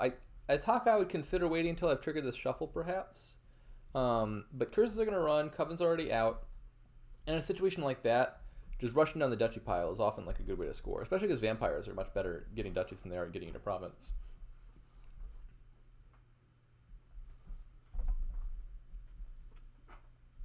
It could be 2 duchies here, of course. I mean, it's not necessarily truly to start greening at this point. But, there's some benefits in waiting until you trigger a shuffle, because you're putting a good card into the shuffle instead of a bad card if you do it the other way around.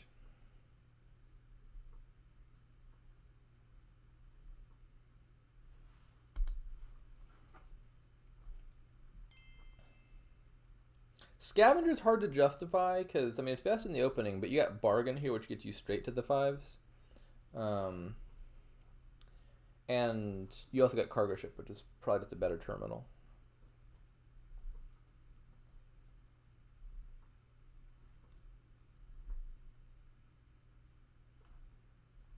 Province is nice when you can province, but I think we're reaching the territory where I would happily take duchies on 5.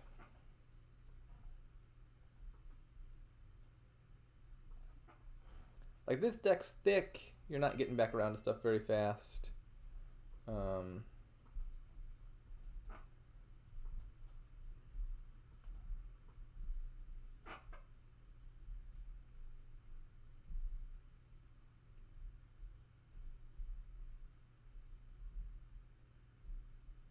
Wait, how are you top taking all of those cards?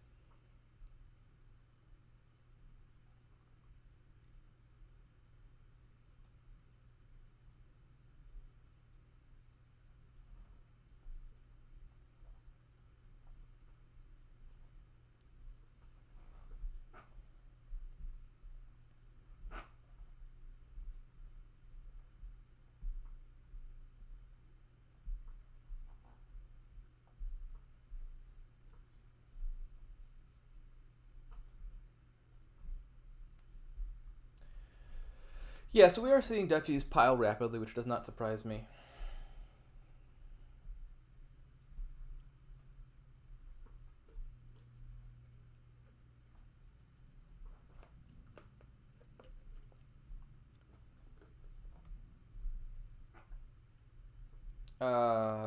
So is this a win for Haka?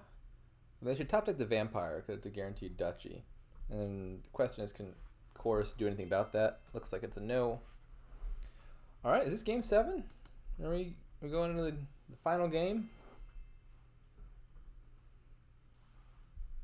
Someone sound the alarm.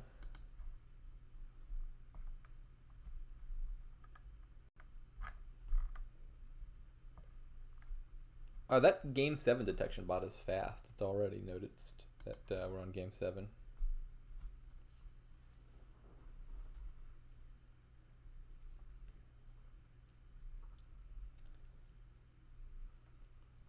So if the 70th seed beats the 4th seed here, that's a pretty big upset. It would be the first person in the top 8 out of the tournament. And I think some of the other top 8 folks have gotten to a game 7, but they've all won in the end. Like, Freaky had a game 7 really early on in the tournament, if I'm not mistaken.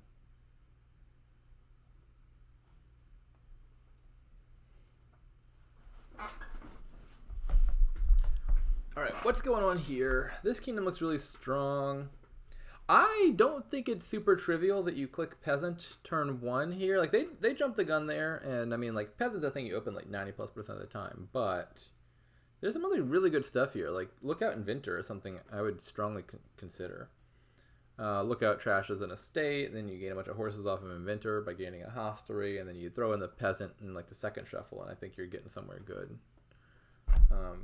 I'm not sure that's better than peasant, but I would at least have to think a while in this particular kingdom before I open with peasant. They go with peasant lookout, which is of course not bad. Lookout's going to help you thin and find the peasant more often. But I mean, if I see Inventor and hostelry, I just really want to play with those two things. Even more so than Disciple, to be honest.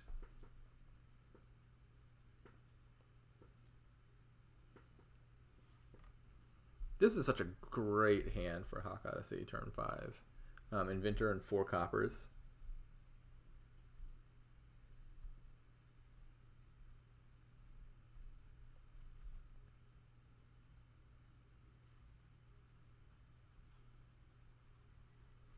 Oh, what are Chorus's draws? I've been told they're much better.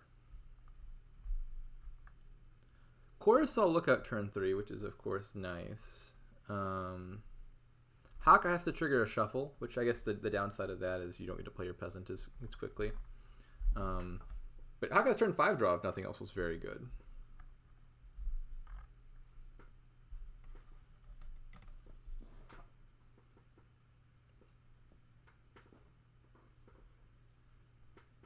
And then what do you take here as Hakha? I think Cursed Village?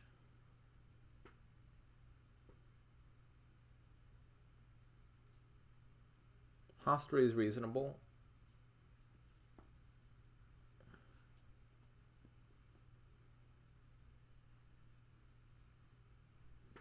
Could be Gatekeeper.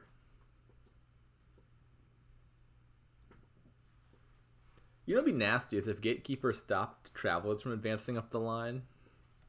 So you have to like get one traveler exiled at each step to get up to Teacher.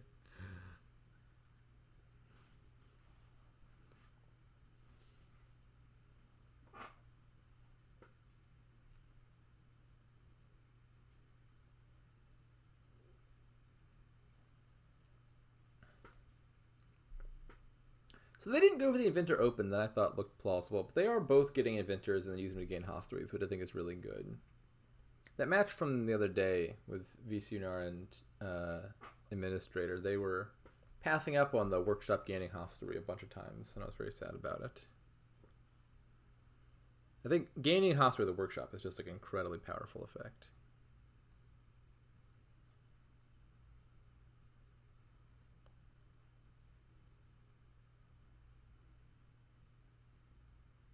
You could errata Gatekeeper and get that effect with enough text.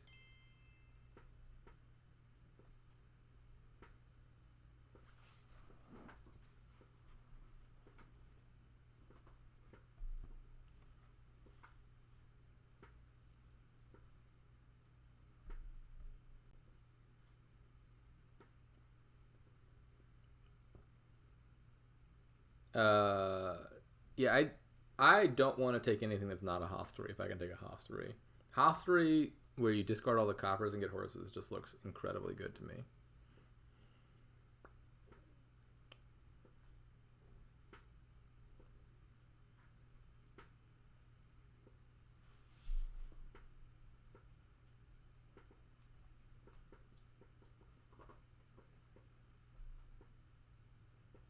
Especially with Destria around.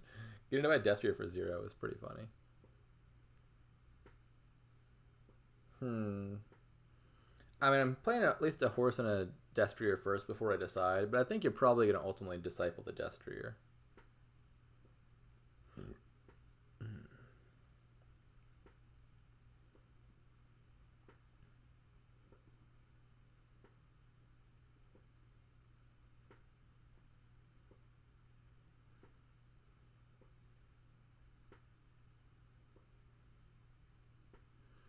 Yeah, Hakka's position now looks quite commanding.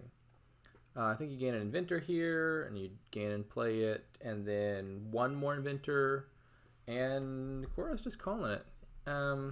I'm surprised they called it in a Game 7 scenario, but it sure was looking not great. Hakha says GG's to the empty room as Chorus has already left.